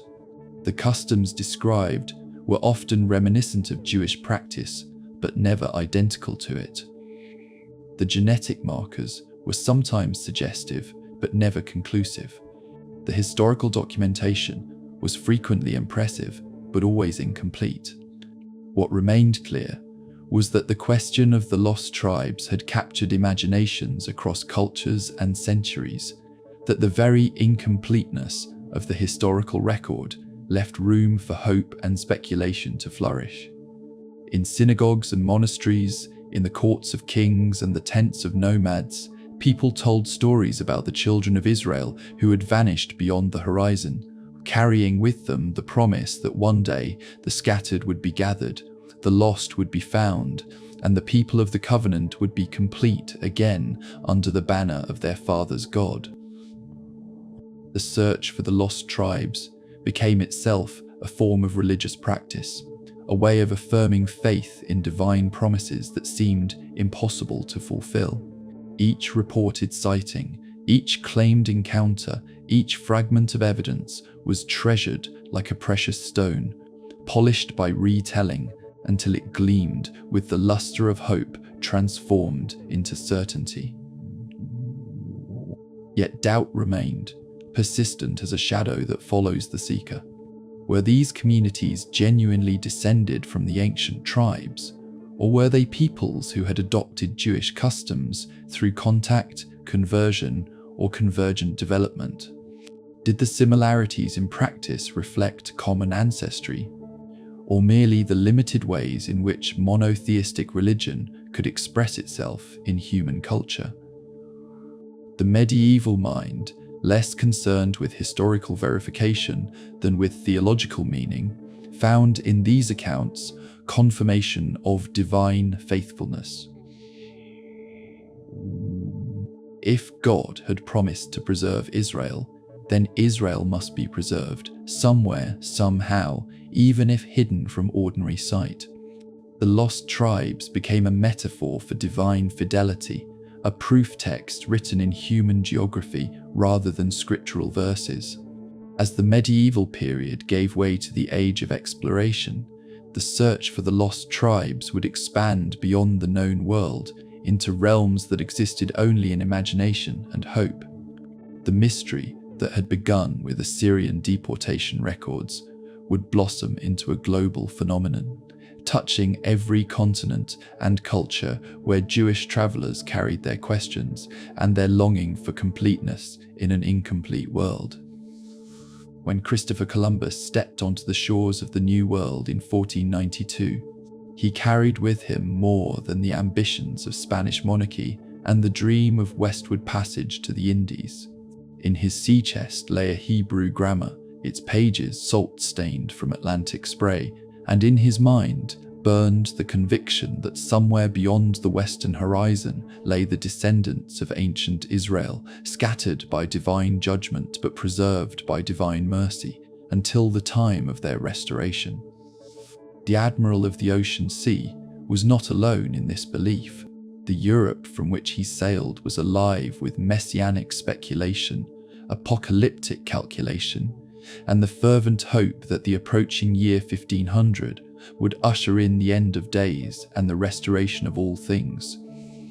The expulsion of the Jews from Spain in the very year of Columbus's voyage seemed to many a sign that the final dispersal was complete, that the scattering foretold by Moses was accomplished, and that the time of gathering was at hand.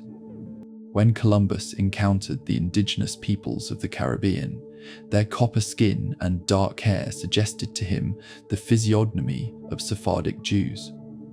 Their customs, filtered through the lens of expectation and the barrier of language, seemed to echo biblical practices. Did they not avoid certain foods? Did they not observe periods of ritual purification? Were there not among them wise men who spoke of a single, supreme deity and preserved ancient genealogies in oral tradition? The conquistadors who followed carried similar convictions into the heart of the Americas. Hernán Cortés, standing before the step pyramids of Tenochtitlan, saw in their architecture echoes of Solomon's temple. The gold that adorned Aztec priests reminded him of the treasures that had once filled the Holy of Holies. The complex calendar systems of Mesoamerican civilizations seemed to reflect the intricate chronology of biblical prophecy. Bartolomé de las Casas, that passionate defender of indigenous rights, went further than military observation. In his Apologetica Historia, he compiled what he considered overwhelming evidence for the Israelite origins of Native American peoples. Their monotheistic tendencies, their clan-based social organization, their practices of ritual cleansing, their oral traditions of migration from distant lands, all pointed, in his view, to descent from the 10 lost tribes. The priest chronicled similarities that seemed too numerous to be coincidental. Native American languages, he argued, contained Hebrew loanwords. Their traditional narratives spoke of crossing great waters under divine guidance. Their religious practices included elements that paralleled Mosaic law. Even their physical appearance, he maintained, reflected Semitic ancestry more than any other known racial type. As European exploration expanded, so did the catalogue of supposed Israelite connections. French missionaries working among the Iroquois reported customs that seemed to echo Jewish practice: the lighting of fires at specific times, the observance of periods when work was forbidden, the maintenance of sacred objects passed down through generations of tribal keepers. The Cherokee Nation possessed a creation story that bore striking resemblances to the Genesis account. Their traditional government was organized around 7 clans, possibly reflecting the 7-day week or the sevenfold pattern that appears throughout Hebrew scripture. Some Cherokee leaders claimed oral traditions that spoke of their ancestors' arrival from the place where the sun rises, led by a great lawgiver who had received divine commandments. British colonists in North America found what they interpreted as Hebrew inscriptions carved into rocks from Georgia to Minnesota. The Bat Creek inscription, discovered in Tennessee, appeared to contain Hebrew letters spelling out words that could be translated as "for the Judeans" or "for the land of Judah." Though later scholarship would dispute the authenticity of many such discoveries, they reflected the deep desire to find evidence of Israelite presence in the New World. The theory gained scholarly respectability through the work of James Adair, an Irish trader who lived among southeastern tribes for 40 years in the 18th century. His History of the American Indians, published in 1775, presented what he considered conclusive proof of the tribe's Hebraic origins. Adair documented linguistic parallels, religious customs, social practices, and physical characteristics that he argued could only be explained by descent from ancient Israel.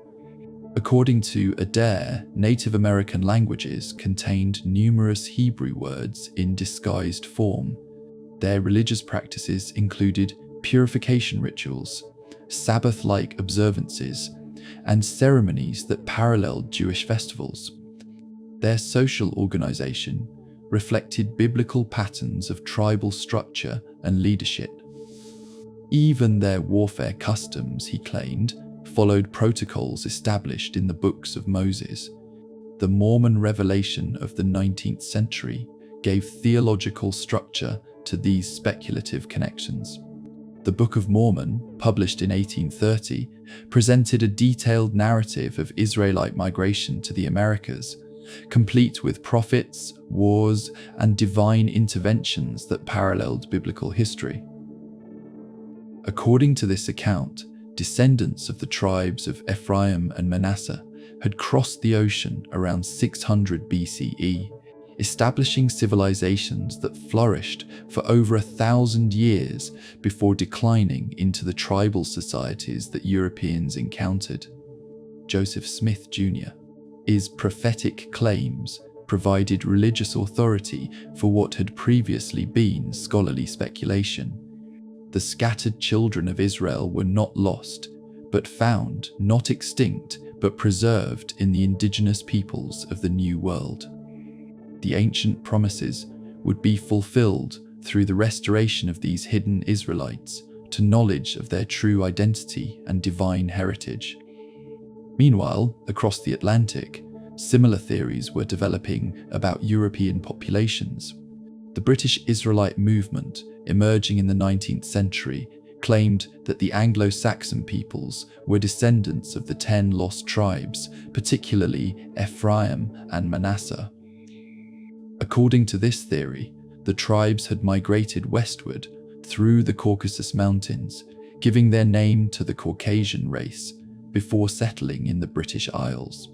British Israelite theorists found evidence everywhere they looked. The word British was said to derive from Hebrew Brit-ish, meaning covenant man. The coronation stone in Westminster Abbey was identified as the Stone of Scone, which was itself claimed to be Jacob's pillow from Bethel. The royal genealogies were traced back through legendary British kings to biblical patriarchs. The theory gained particular strength from apparent correlations between biblical prophecy and British imperial expansion. Jacob's blessing of Ephraim and Manasseh had promised that they would become a multitude of nations and a great nation. What better fulfillment could there be than the British Empire and the American Republic, both predominantly Anglo-Saxon powers that had spread their influence across the globe? Celtic traditions added another layer to these claims.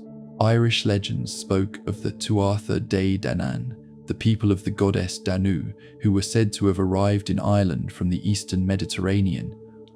Could these have been the wanderings of the tribe of Dan, whose blessing had prophesied that Dan shall be a serpent by the way? Scottish clan genealogies traced their origins to Middle Eastern ancestors, and Highland customs were said to preserve elements of ancient Hebrew practice. The Welsh language was examined for Hebrew connections, and scholars claimed to find numerous similarities in vocabulary, grammar, and phonetic structure. Welsh bardic traditions spoke of ancestors who had crossed the sea from a land of oppression, led by divine guidance to a new home in the Western Isles.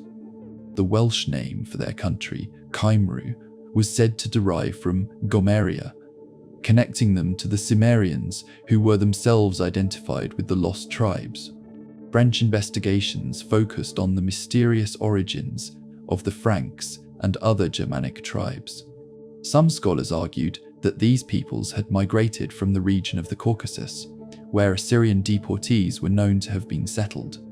The names of Frankish kings were analysed for Hebrew connections, and customs such as the election of leaders and the maintenance of tribal law codes were interpreted as evidence of Israelite heritage. Even African populations came under scrutiny. The Lemba people of southern Africa, claimed descent from Jewish ancestors who had migrated from the north centuries before European contact. Their traditions spoke of a great journey led by a man named Buba, who carried with him a sacred drum called the Angoma Lungundu. Their religious practices included circumcision, dietary restrictions, and observances that paralleled Jewish customs. Ethiopian traditions were particularly rich in Israelite connections. The Kebra Nagast, the glory of the kings, told of the Queen of Sheba's journey to Jerusalem and her relationship with King Solomon. According to this account, their son Menelik, the founder of the Ethiopian royal dynasty, carrying with him the Ark of the Covenant, which remained hidden in Ethiopia until the end of days. The Beta Israel, Ethiopian Jews, maintained their own traditions of Israelite descent. Their religious practices, isolated from mainstream Judaism for centuries, preserved elements that seemed to reflect ancient temple period observance. They knew the biblical calendar, observed biblical festivals, and maintained priestly lineages that claimed descent from the tribe of Dan. As exploration and colonization brought Europeans into contact with populations across the globe, the search for the lost tribes became truly worldwide. Every isolated community, every group with unusual customs, every people whose origins were unclear, became potential candidates for Israelite descent. The mystery that had begun with Assyrian deportation records had evolved into a global phenomenon of hope, speculation, and the irrepressible human need to find meaning in the scattered fragments of history. The 20th century dawned with the rattle of printing presses and the whisper of turning pages, but it would end with the soft hum of centrifuges and the gentle click of laboratory keyboards. The search for the lost tribes, which had wandered for millennia through the realms of legend and speculation, was about to enter the precise, unforgiving territory of genetic science. In 1997, a team of researchers led by Dr. Karl Skorecki at the Technion Institute in Haifa made a discovery that would revolutionize the study of Jewish origins. They had isolated a specific pattern of Y chromosome markers, genetic sequences passed unchanged from father to son, that appeared with remarkable frequency among Jewish men who claimed priestly descent. The Cohen modal haplotype, as it came to be known, provided for the first time objective, measurable evidence of common ancestry among Jews scattered across the globe. The implications were staggering. Here was genetic proof that men named Cohen in New York and men named Cohen in Morocco, priests serving Ashkenazi synagogues in Poland and Sephardic communities in Syria, all carried in their very cells the molecular signature of common ancestry. The oral traditions that had preserved priestly lineages for 2 millennia were vindicated by nucleotide sequences that could be read as precisely as ancient texts. But if genetics could confirm the preservation of priestly lines, what might it reveal about the fate of the lost tribes? Laboratories across the world began collecting genetic material from communities that claimed Israelite descent, extracting DNA from blood samples and cheek swabs, searching for molecular echoes of ancient migrations.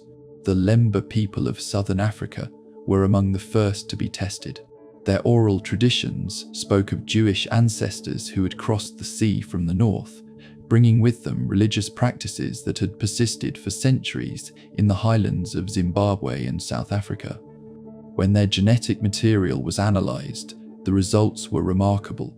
A significant percentage of Lemba men carried Y chromosome markers that were characteristic of Jewish populations, and their priestly clan, the Buba, showed the highest frequency of the Cohen modal haplotype found anywhere outside Jewish communities.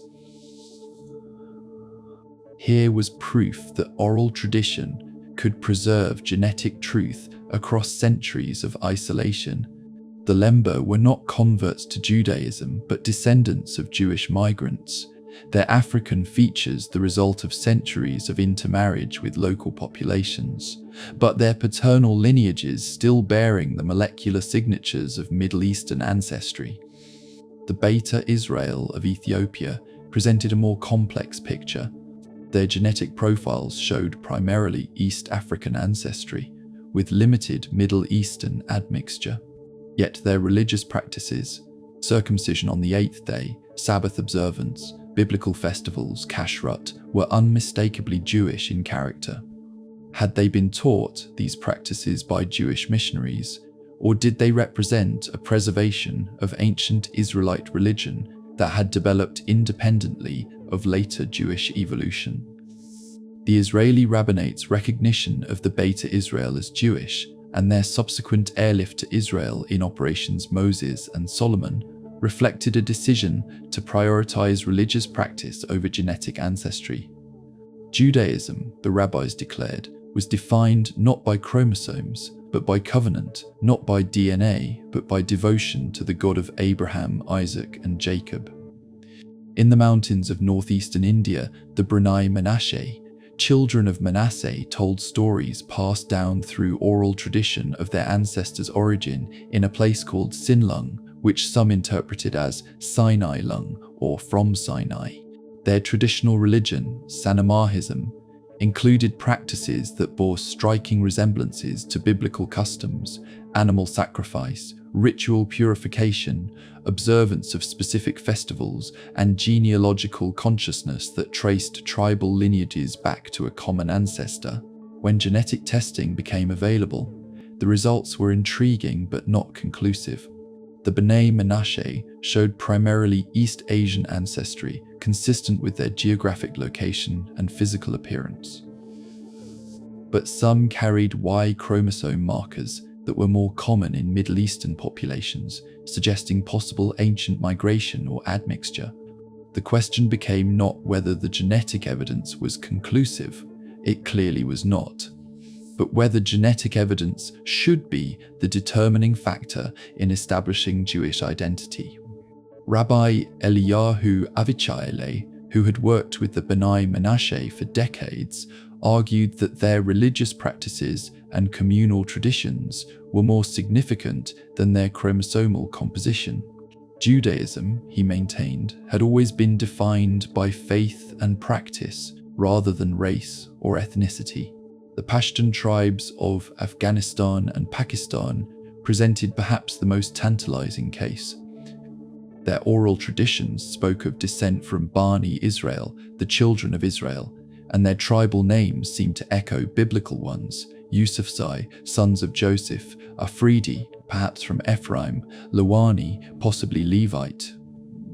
Their customs included circumcision, ritual slaughter, levirate marriage, and observance of a weekly rest day.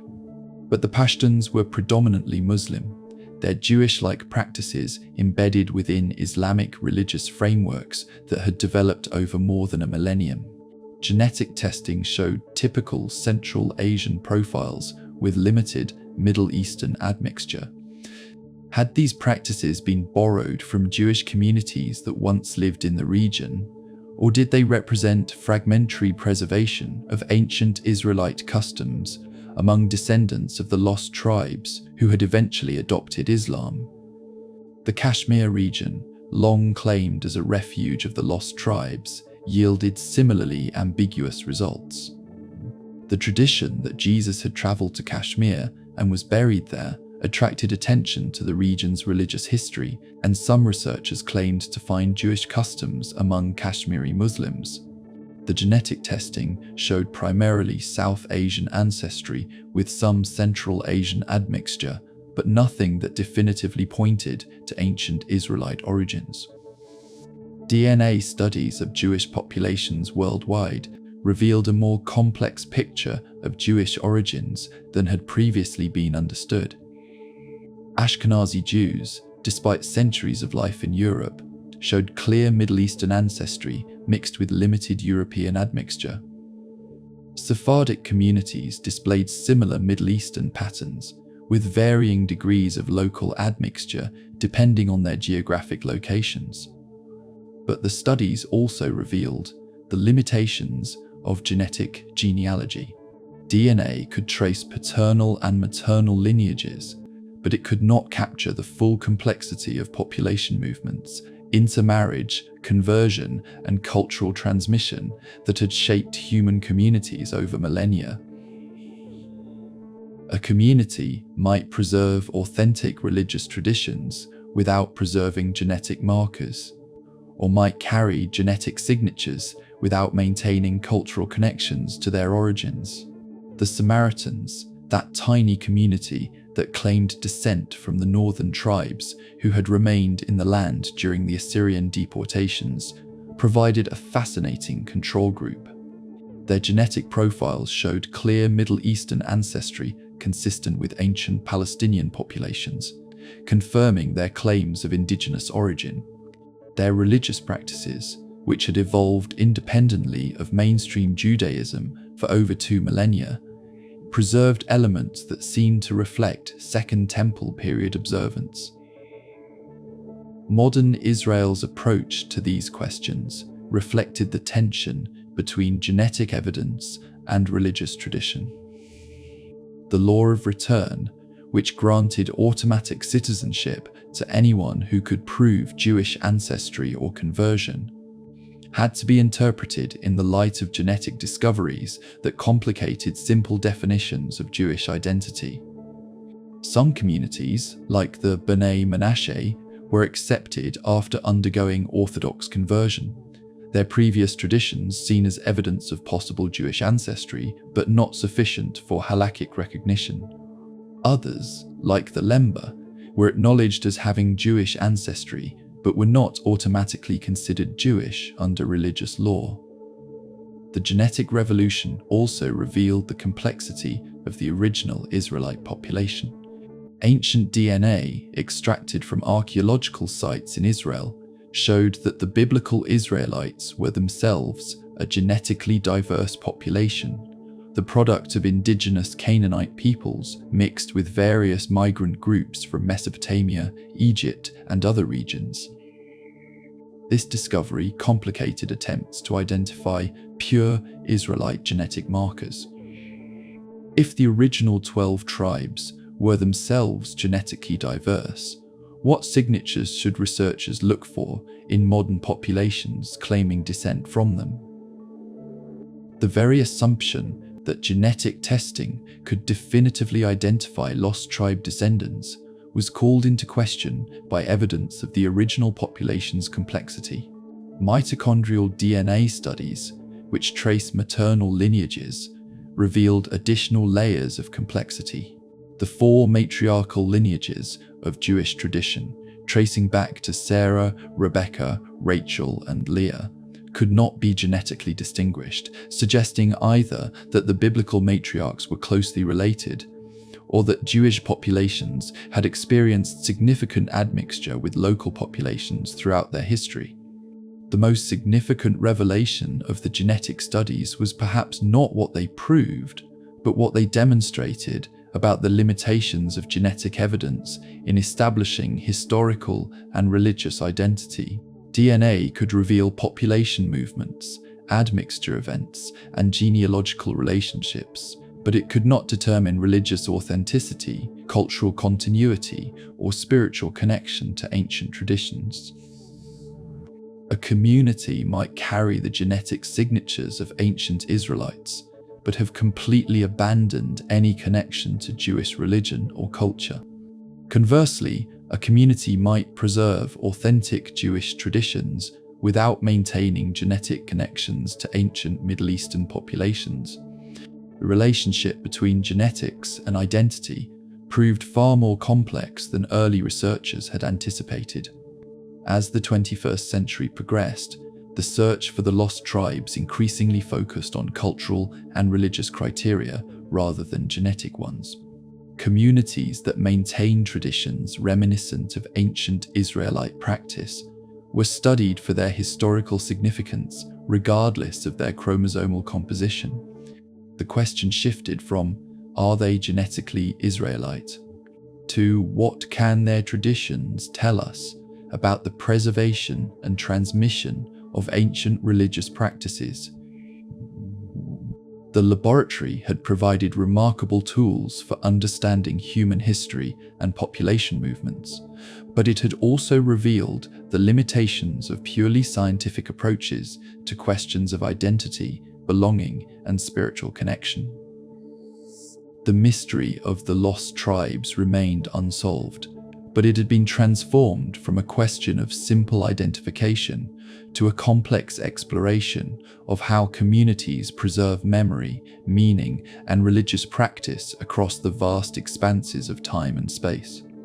In the study halls of Jerusalem, where lamplight falls across ancient texts and modern questions wrestle with eternal mysteries, rabbis and scholars continue to grapple with a theological puzzle that genetics cannot solve and archaeology cannot excavate. The question of the lost tribes reaches beyond the merely historical into the depths of divine purpose, beyond the simply genealogical into the realm of eschatological hope. What does it mean, these sages ask, that 10/12 of the covenant people have vanished from the stage of history?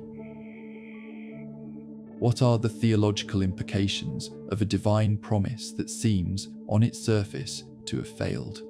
How can the God who swore to Abraham that his descendants would be as numerous as the stars, and as enduring as the covenant itself, have allowed the majority of those descendants to disappear without trace? The prophet Ezekiel, writing from the banks of the Shabar River in Babylonian exile, received a vision that has haunted Jewish imagination for 25 centuries. In the valley of dry bones, where scattered skeletal remains lay bleached under an indifferent sun, the word of the Lord came asking, "Son of man, can these bones live?" The prophet's answer, "O Lord God, you know," became the template for all subsequent Jewish responses to the apparently impossible uncertainty balanced by faith, human limitation acknowledged while divine omnipotence is affirmed. But Ezekiel's vision contained another element, often overlooked in the drama of resurrection from death. The prophet was instructed to take 2 sticks, one representing Judah and his companions, the other representing Ephraim and all the house of Israel, and join them together in his hand until they became 1 stick. "Behold," the Lord declared, "I will take the children of Israel from among the nations, wherever they have gone, and will gather them from every side and bring them into their own land, and I will make them one nation in the land on the mountains of Israel." The imagery was precise and purposeful. The reunification of the divided kingdom was not merely political, but theological, not simply national, but cosmic. The scattered tribes represented more than lost populations. They embodied the fractured unity of creation itself, the division that had entered the world through human disobedience and would only be healed through divine intervention. Jewish mystical tradition, recorded in the Zohar and elaborated by generations of Kabbalistic masters, understood the exile of the 10 tribes as part of a larger cosmic drama. The shattering of primordial light, the breaking of divine vessels, the scattering of holy sparks throughout creation. All these mystical concepts found expression in the historical reality of tribal dispersion. According to this understanding, the lost tribes carried within themselves not just genetic material or cultural traditions, but actual fragments of divine light, sparks of holiness that had been scattered to the ends of the earth for purposes beyond human comprehension. Their very lostness was part of the divine plan, their hiddenness necessary for the ultimate repair of the world. The Ari, Rabbi Isaac Luria, taught that the souls of the lost tribes were distributed among all the nations, that every sincere conversion to Judaism might represent the return of a scattered soul to its source. The process of tikkun olam, the repair of the world, required the ingathering not just of physical descendants, but of spiritual sparks that had been dispersed throughout humanity. This mystical interpretation transformed the question of the lost tribes from a historical puzzle into a spiritual mandate. Every righteous Gentile who drew near to the God of Israel, every sincere convert who joined the Jewish people, every act of justice and mercy performed by non-Jews, all these might represent the gradual return of the scattered 10 tribes, not as ethnic communities but as souls finding their way home. Christian theology approached the mystery from a different angle, seeing in the lost tribes a foreshadowing of the universal mission of the gospel.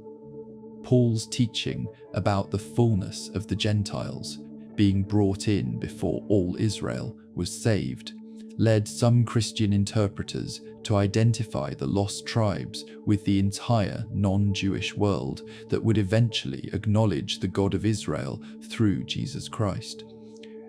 This interpretation suggested that the apparent failure of the tribal system was actually part of God's plan to extend the covenant beyond ethnic boundaries, to create a spiritual Israel that transcended racial and national limitations. The 10 tribes were not lost, but transformed, their disappearance from historical view enabling their reappearance as the Church of all nations. Modern Jewish thought has wrestled with these questions in new ways, influenced by the Holocaust's demonstration of human fragility and Israel's resurrection as evidence of divine faithfulness. If 6 million Jews could be murdered in the space of a few years, what did that say about divine protection of the chosen people? If a Jewish state could be re-established after 2 millennia of exile, what did that suggest about the possibility of tribal restoration? Orthodox Judaism generally maintains that the lost tribes will eventually return, their restoration being an essential element of the Messianic age. The morning prayers include petitions for the ingathering of the exiles from the 4 corners of the earth, and traditional interpretations of biblical prophecy anticipate a literal reunification of all 12 tribes in the land of Israel. Reform and conservative Judaism have tended toward more symbolic interpretations, seeing the lost tribes as representing all Jews who have assimilated into surrounding cultures, all communities that have lost connection with their Jewish heritage, all individuals who carry Jewish ancestry but lack Jewish identity. The return of the lost tribes, in this understanding, occurs whenever assimilated Jews rediscover their heritage and rejoin the Jewish community. The theological stakes of these interpretations are enormous. If the 10 tribes are permanently lost, what does that say about the reliability of divine promises? If they can be found only through conversion or assimilation, what does that imply about the nature of Jewish identity? If they exist in hidden communities scattered across the globe, what obligations does that create for those who claim to represent authentic Judaism? The state of Israel has grappled with these questions in practical ways that have forced theoretical theology into concrete decision-making. The law of return, which grants automatic citizenship to anyone with Jewish ancestry, has had to address cases of communities claiming descent from the lost tribes. Should genetic evidence be required? Should religious practice be the determining factor? Should the claims of long isolated communities be accepted on the basis of tradition alone? The cases of the Ethiopian Beta Israel, the Indian Banajeh, and other claimant communities have forced Israeli society to confront fundamental questions about Jewish identity. Are Jews defined by ancestry, by religion, by culture, or by some combination of all three?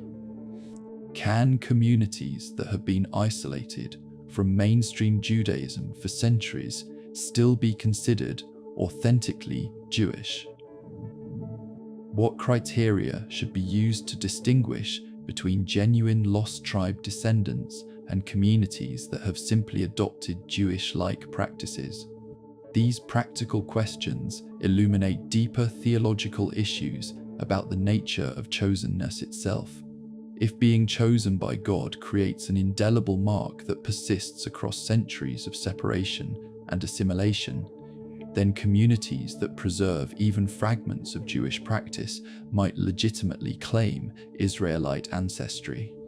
But if chosenness requires conscious acceptance and continuous practice of the covenant, then only communities that have maintained active Jewish identity could be considered truly Jewish. The mystery of the lost tribes thus becomes a mirror, reflecting fundamental questions about divine election, human identity, and the relationship between particular and universal in religious thought. Every answer generates new questions, every solution reveals new problems, every certainty dissolves into new mysteries. Perhaps this is the point. Perhaps the lost tribes are meant to remain lost, their absence a permanent reminder of human fallibility and divine transcendence. Perhaps their hiddenness serves a theological function that their discovery would undermine, forcing the Jewish people to live with incompleteness, to embrace mystery as an essential element of faith. Or perhaps their eventual restoration awaits a transformation so profound that current categories of identity and belonging will prove inadequate to contain it. Perhaps the ingathering of the exiles will involve not just the return of scattered communities, but the recreation of humanity itself, the establishment of a new covenant that encompasses all nations while preserving the particular calling of Israel. In the meantime, the theological mystery persists, as haunting and unresolved as the sound of footsteps in an empty synagogue, as persistent as the hope that refuses to die despite all evidence to the contrary, as eternal as the promise made under starlight to a wandering nomad whose descendants would inherit the earth. In the remote hills of Manipur and Mizoram, where the borders of India meet Myanmar and Bangladesh, families gather each Friday evening to light candles and welcome the Sabbath in languages their neighbors cannot understand.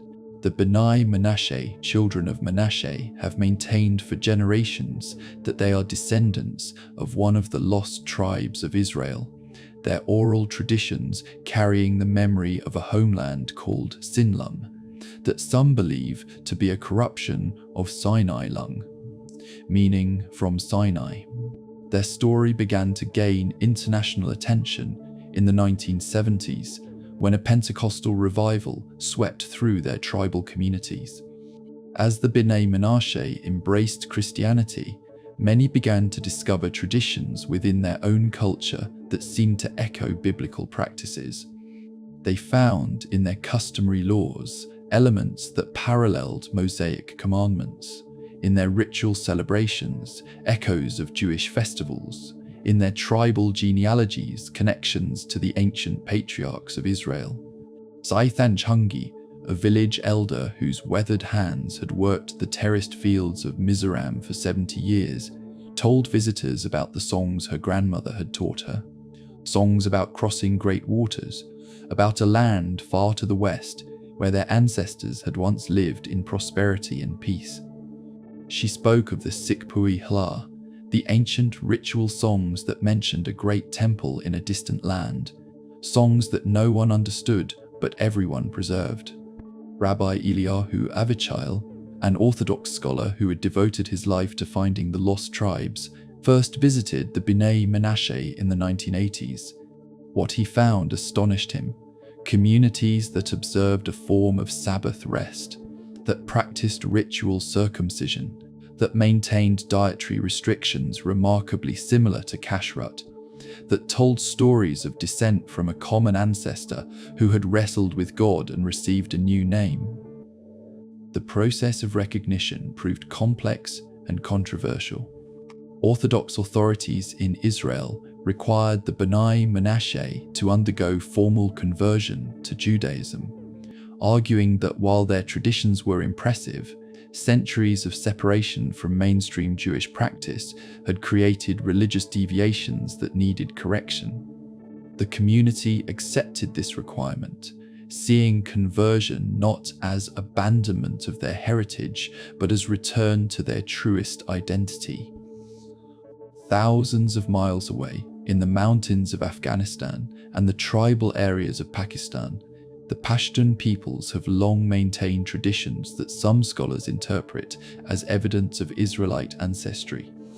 The largest ethnic group in Afghanistan, the Pashtuns, number over 40 million people scattered across one of the world's most turbulent regions, their ancient customs preserved despite centuries of warfare and foreign occupation. Pashtun tribal names seem to echo biblical ones. The Yusufzai claim descent from Joseph, the Afridi, possibly from Ephraim, the Luani, from the tribe of Levi.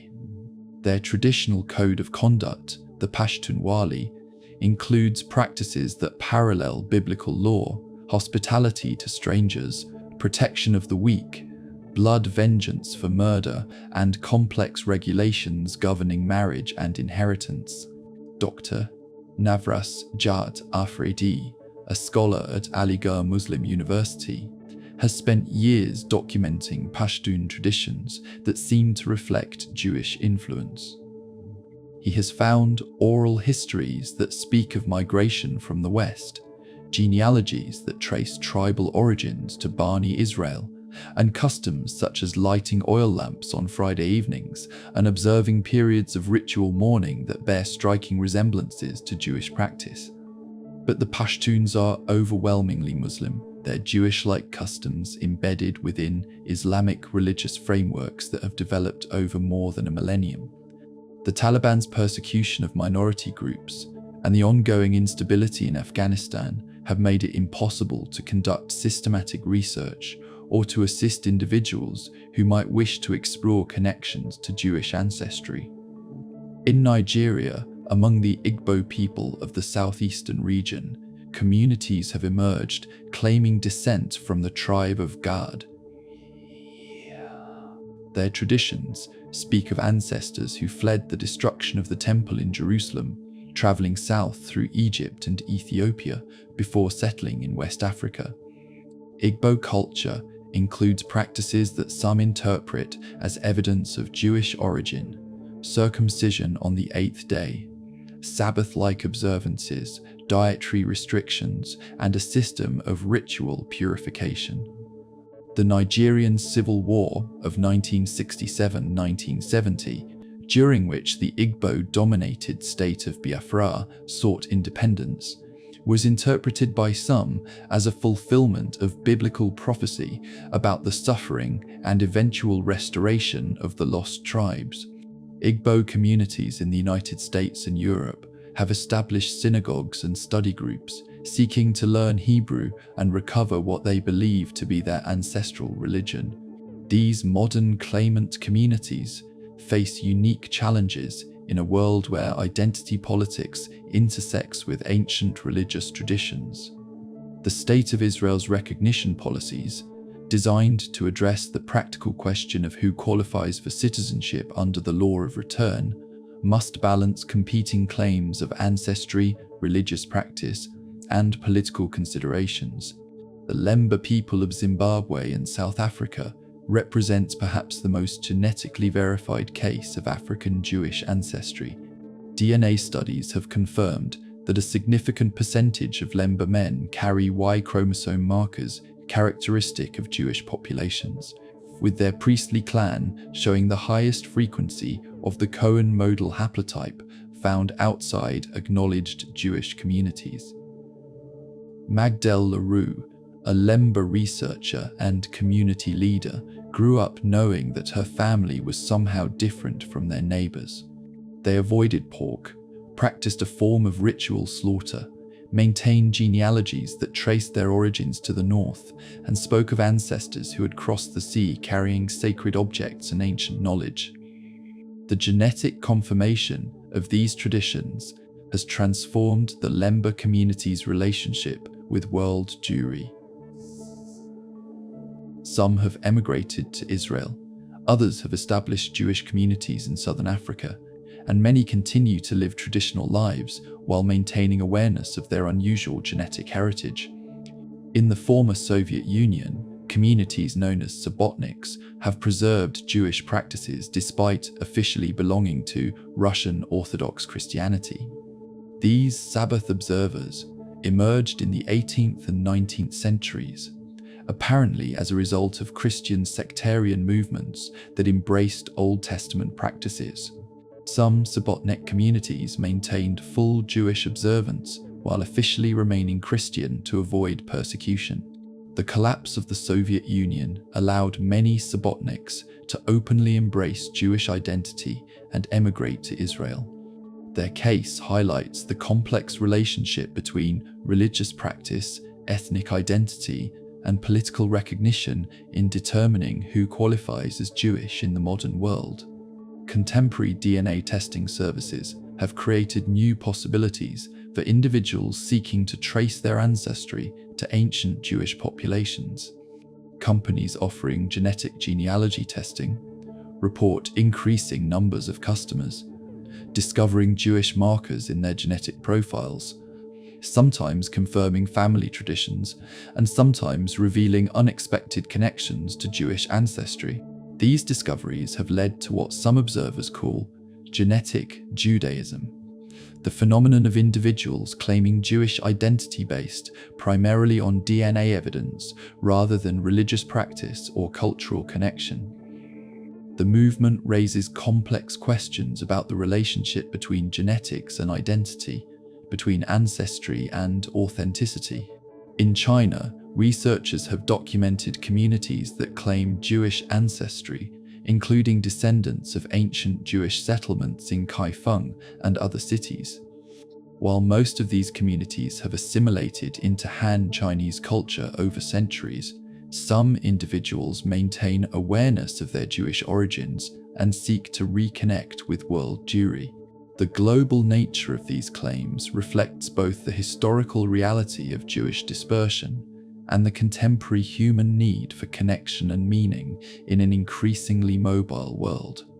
Every community that maintains unusual customs, every individual who discovers unexpected genetic markers, every group that preserves traditions that seem to echo biblical practices becomes a potential candidate for lost tribe ancestry. The challenges facing these communities are enormous. Language barriers separate them from mainstream Jewish communities. Economic limitations restrict their access to Jewish education and religious resources, and political instability in many regions makes it dangerous to openly practice Judaism or claim Jewish ancestry.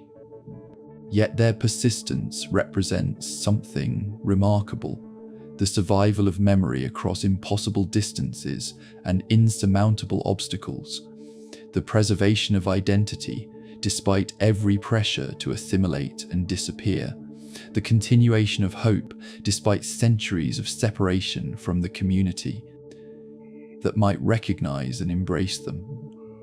Whether they are genetically, culturally, or spiritually connected ancient tribes of Israel, these modern claimant communities embody the enduring power of the covenant made under starlight to a wandering nomad whose descendants would be scattered to the ends of the earth yet never entirely lost.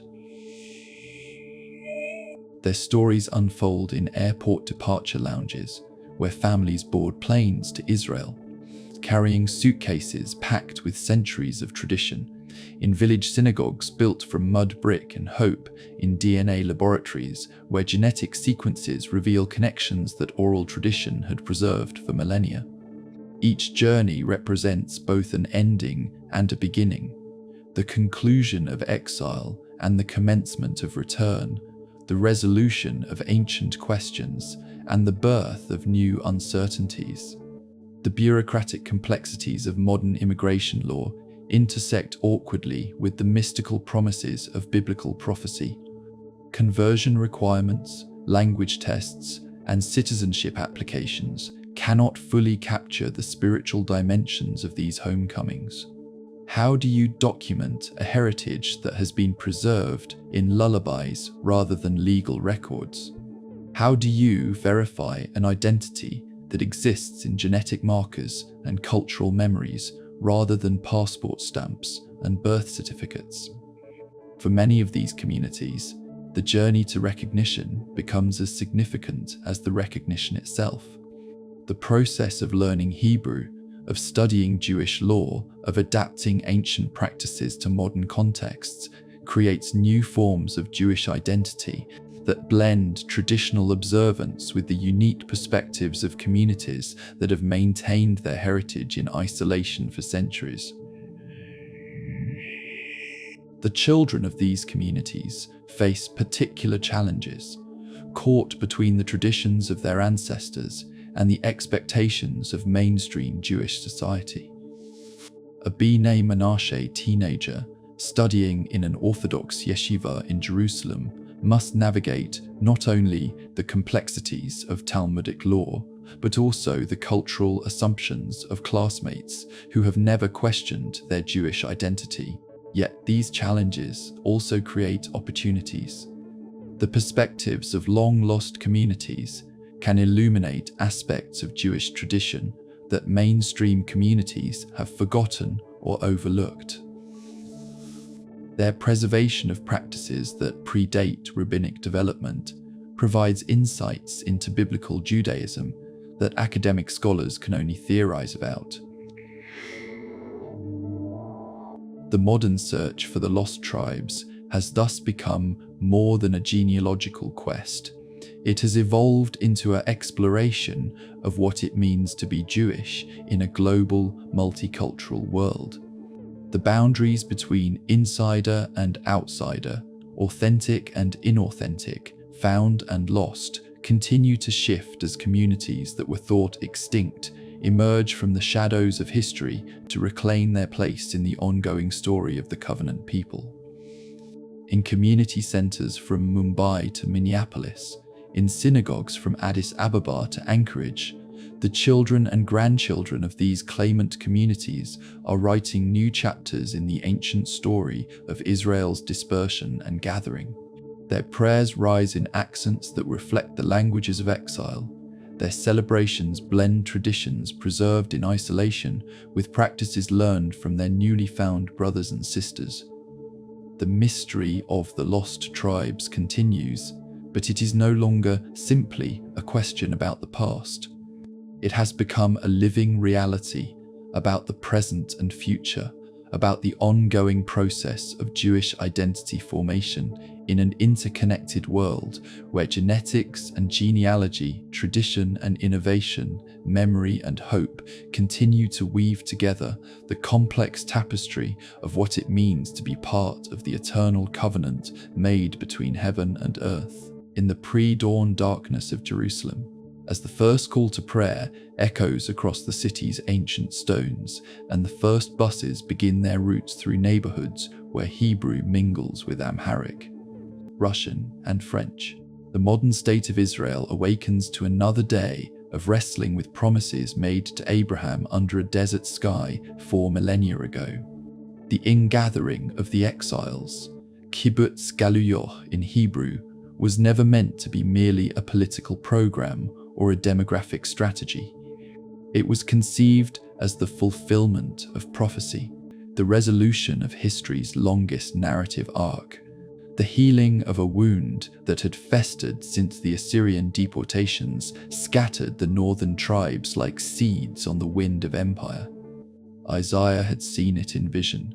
"Fear not, for I am with you. I will bring your descendants from the east and gather you from the west. I will say to the north, give them up, and to the south, do not keep them back. Bring my sons from afar, and my daughters from the ends of the earth." The promise was specific in its scope. All directions, all distances, all the scattered children returning to the inheritance their fathers had lost.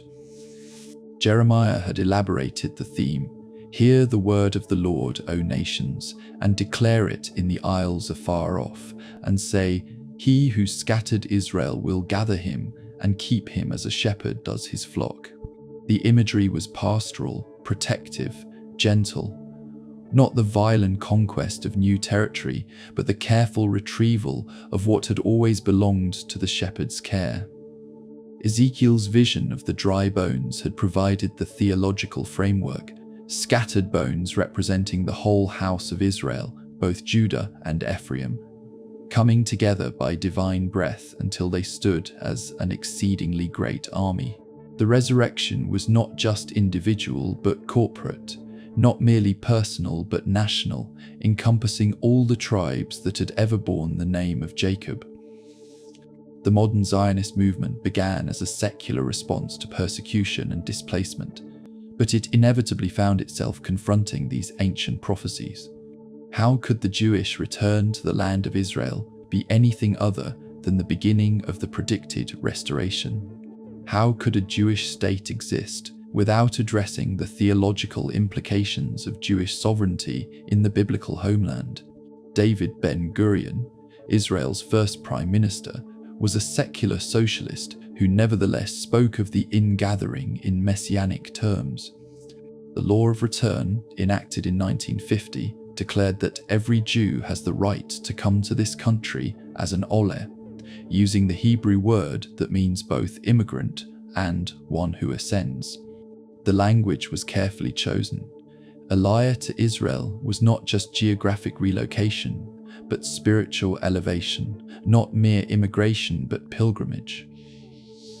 But who qualifies as a Jew for purposes of the law of return? The question, simple in theory, has proven maddeningly complex in practice.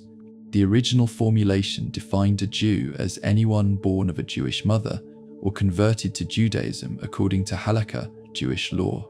But what about communities that claim Jewish ancestry but have been isolated from mainstream Judaism for centuries? What about individuals who discover Jewish genetic markers but lack Jewish cultural background? What about the lost tribes?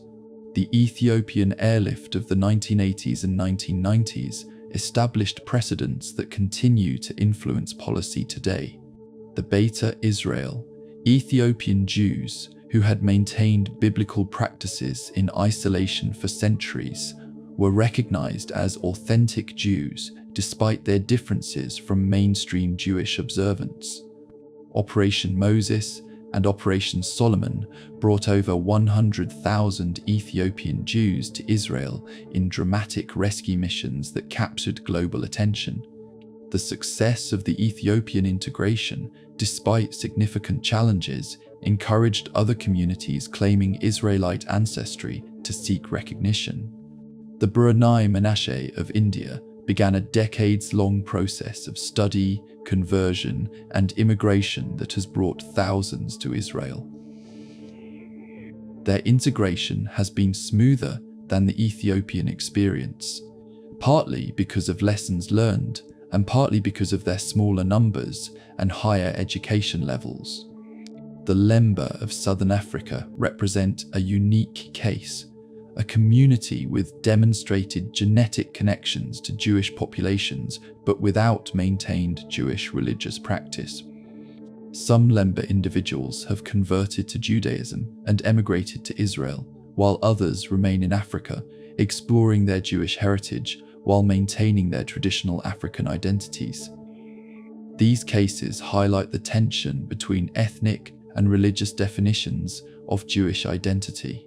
Is someone with proven Jewish ancestry but no Jewish religious practice more Jewish than a sincere convert with no Jewish genetic background? Should genetic evidence outweigh religious observance, or should religious commitment trump genealogical claims? The practical implications are enormous. The Israeli rabbinate, which controls religious matters including marriage, divorce, and burial, maintains strict halakhic standards for Jewish identity, but the secular authorities, responsible for immigration and citizenship, operate under broader criteria that emphasize ethnic and cultural connection to the Jewish people. This dual system creates situations where individuals can be citizens of the Jewish state while not being recognized as Jews by the Jewish religious establishment. Ethiopian Israelis, despite their dramatic rescue from persecution and their biblical religious practices, often face additional requirements when seeking to marry within Israel's Orthodox religious system. The theological implications are equally complex. If the ingathering of the exiles is meant to include all 12 tribes, then the current return represents at best a partial fulfillment of prophetic promise.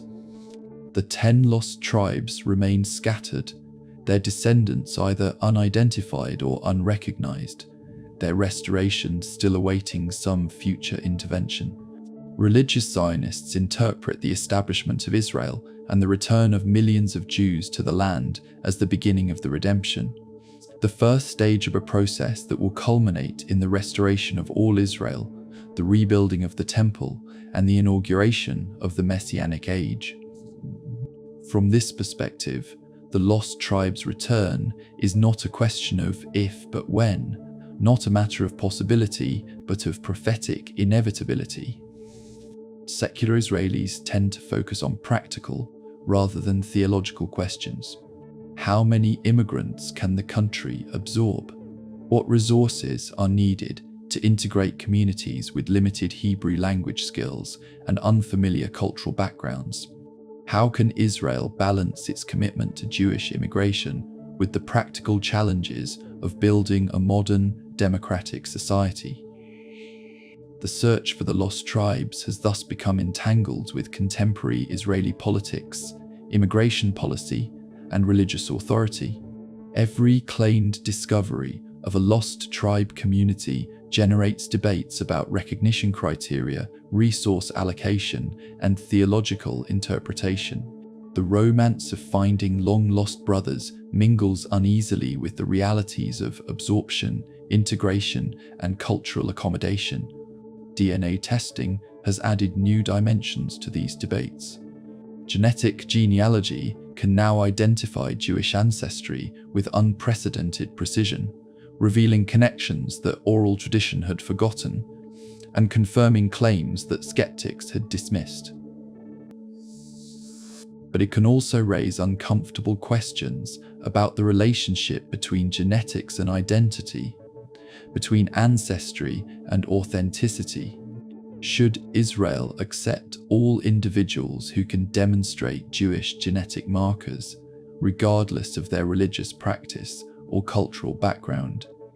Should genetic evidence be considered alongside or instead of traditional religious criteria for Jewish identity? What about individuals who discovered Jewish ancestry through DNA testing but have no previous connection to Jewish community or culture? The answers to these questions will shape not only Israeli immigration policy, but the future composition of the Jewish people. In an interconnected world where genetic testing is increasingly accessible and affordable, the number of individuals discovering Jewish ancestry is likely to grow dramatically. Some estimates suggest that millions of people worldwide carry Jewish genetic markers, often as a result of historical conversions, intermarriage, or forced baptisms that created hidden Jewish ancestry. The gathering dream thus faces new challenges in the 21st century. The prophecies spoke of return from the four corners of the earth, but they were written in an age when human mobility was limited and ethnic boundaries were clearer. How should these ancient promises be interpreted in a world where identity is increasingly fluid, where genetics can reveal ancestries that culture has forgotten, where millions of people live lives that cross multiple ethnic and religious boundaries? The question is no longer simply whether the lost tribes can be found, but whether their finding would require a fundamental redefinition of what it means to be Jewish, what it means to belong to the covenant people, what it means to be gathered into the inheritance promised to Abraham's seed under starlight in a desert that has since seen the rise and fall of empires, the birth and death of civilizations. the scattering and gathering of peoples whose stories continue to unfold in ways their ancestors could never have imagined. In the end, the story of the lost tribes becomes something larger than genealogy, deeper than history, more persistent than the empires that scattered them and the centuries that have obscured their path. It becomes a meditation on the nature of belonging itself, on what it means to be chosen and what it costs to remember, on the relationship between promise and fulfillment in a world where hope must survive the evidence of its own apparent impossibility.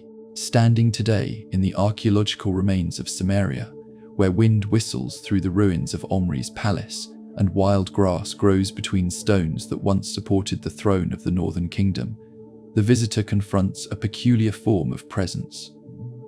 The 10 tribes are most powerfully present, precisely in their disappearance, most eloquently testified to by the silence of their vanishing. The excavations reveal layers of destruction and abandonment pottery shards from the Assyrian period, mixed with ash from fires that burned when Sargon's soldiers finished their work of imperial reorganization. But they reveal something else as well: the speed and thoroughness with which an entire civilization could be erased, the fragility of human continuity in the face of organized violence, the delicate thread by which memory and identity hang suspended over the abyss of historical oblivion.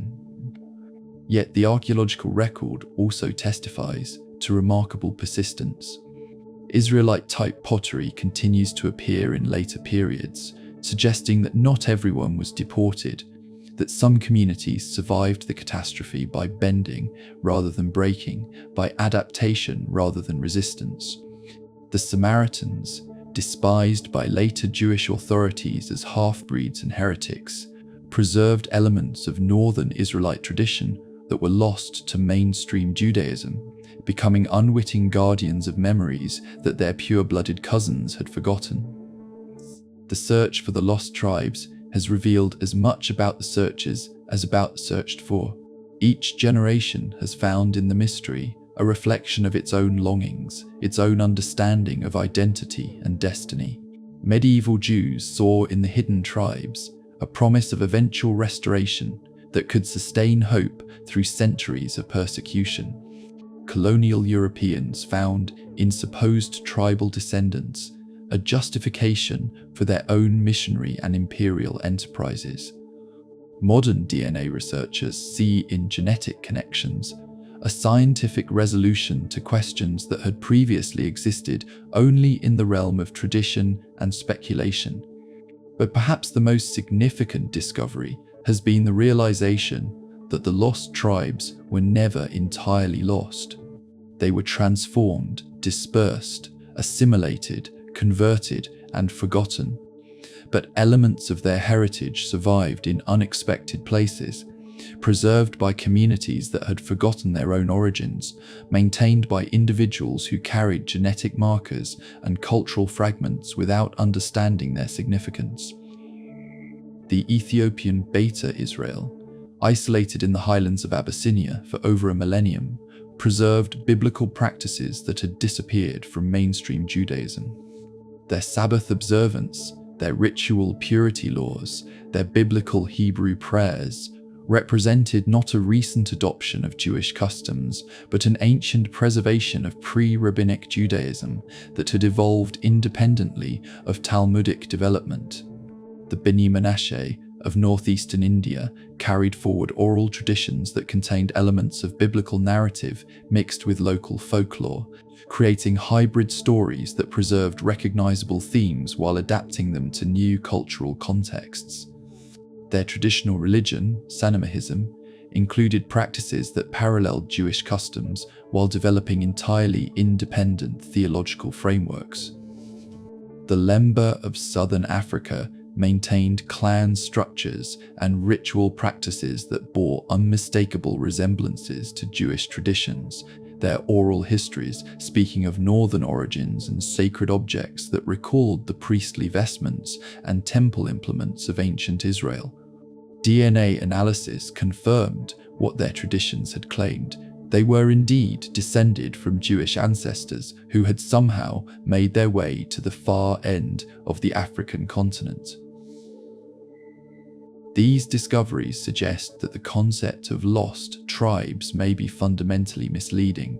The tribes were not lost in the sense of disappearing entirely. They were scattered, mixed, transformed, and absorbed into other populations while retaining fragmentary elements of their original identity. Like seeds scattered by the wind, they took root in new soil, producing plants that bore recognizable resemblances to their parent stock while adapting to entirely new environments. The theological implications are profound. If the promise to Abraham was that his descendants would be scattered to the ends of the earth and yet remain identifiable as his seed, then perhaps that promise has been fulfilled in ways that traditional interpretation never anticipated. Perhaps the lost tribes are not waiting to be found, but have been found already, their descendants walking among us as living testimonies to the persistence of covenant identity across impossible distances and insurmountable obstacles. This understanding transforms the question from "Where are the lost tribes?" to "How do we recognize the descendants of the scattered when they appear?" It shifts the focus from geographic exploration to spiritual discernment, from archaeological excavation to genealogical sensitivity, from historical research to contemporary recognition of the covenant's continuing expansion through unexpected channels. The modern state of Israel, in its struggles to define Jewish identity and to determine who qualifies for citizenship under the law of return, wrestles daily with these questions. Every decision about community recognition, every ruling about conversion requirements, every policy regarding immigration and absorption reflects underlying assumptions about the nature of Jewish identity and the scope of covenantal belonging. The difficulty of these decisions reveals the complexity of the underlying reality. Jewish identity is simultaneously ethnic and religious, genetic and cultural, inherited and chosen, particular and universal. The lost tribes embody all these contradictions in their various forms. Communities that are genetically Jewish but religiously distinct, culturally connected but geographically distant, traditionally preserving but practically assimilated. Perhaps this is precisely the point. Perhaps the lost tribes were meant to remain partially lost, their complete restoration awaiting a transformation so fundamental that current categories of identity and belonging would prove inadequate to contain it. Perhaps their hiddenness serves a divine purpose that their discovery would undermine, forcing the Jewish people to live with incompleteness as a reminder of human limitation and divine transcendence. The cyclical nature of Jewish history, exile and return, scattering and gathering, forgetting and remembering, suggests that the story of the lost tribes is far from over. Each wave of immigration to Israel, each discovery of previously unknown Jewish communities, each individual's journey from assimilation back to Jewish identification represents another chapter in the ongoing saga of tribal restoration. The children growing up in contemporary Israel represent a kind of prophetic fulfillment that earlier generations could scarcely have imagined. Ethiopian and Indian immigrants' children study Hebrew alongside the descendants of European Holocaust survivors, learning Torah with accents that reflect the languages of exile, but sharing citizenship in the ancient homeland that their ancestors left under very different circumstances. Yet questions remain. If the 10 tribes have been found in fragmentary form, scattered among the nations, what does that mean for traditional expectations of their return? If Jewish identity proves to be more fluid and inclusive than previous generations assumed, how does that affect understanding of chosenness and covenant? If genetic research reveals that millions of people worldwide carry Jewish ancestry, what are the implications for Jewish demographics and Israeli immigration policy? These are not merely academic questions, but existential challenges that touch the deepest levels of Jewish self-understanding. The search for the lost tribes has evolved from a historical mystery into a contemporary crisis of identity, from a romantic quest into a practical necessity for defining the boundaries of belonging in an interconnected world. As the sun sets over Jerusalem, painting the ancient stones in shades of gold and amber that recall the desert light under which the original promise was made, the questions persist like prayers carried on the evening wind. Somewhere in the gathering darkness, families light Sabbath candles who trace their lineage through paths that scholarship cannot map and genetics cannot fully decode. Somewhere in the night, children go to sleep with lullabies that carry fragments of forgotten languages, echoes of vanished kingdoms, memories of a homeland that exists as much in hope as in geography. The lost tribes remain lost and found simultaneously, present in their absence, visible in their hiddenness, gathered in their scattering. Their story continues to unfold in ways that confound expectation and fulfill promise, in patterns that reveal the mysterious persistence of covenant identity across the vast expanses of space and time that separate today's scattered children from tomorrow's gathered inheritance.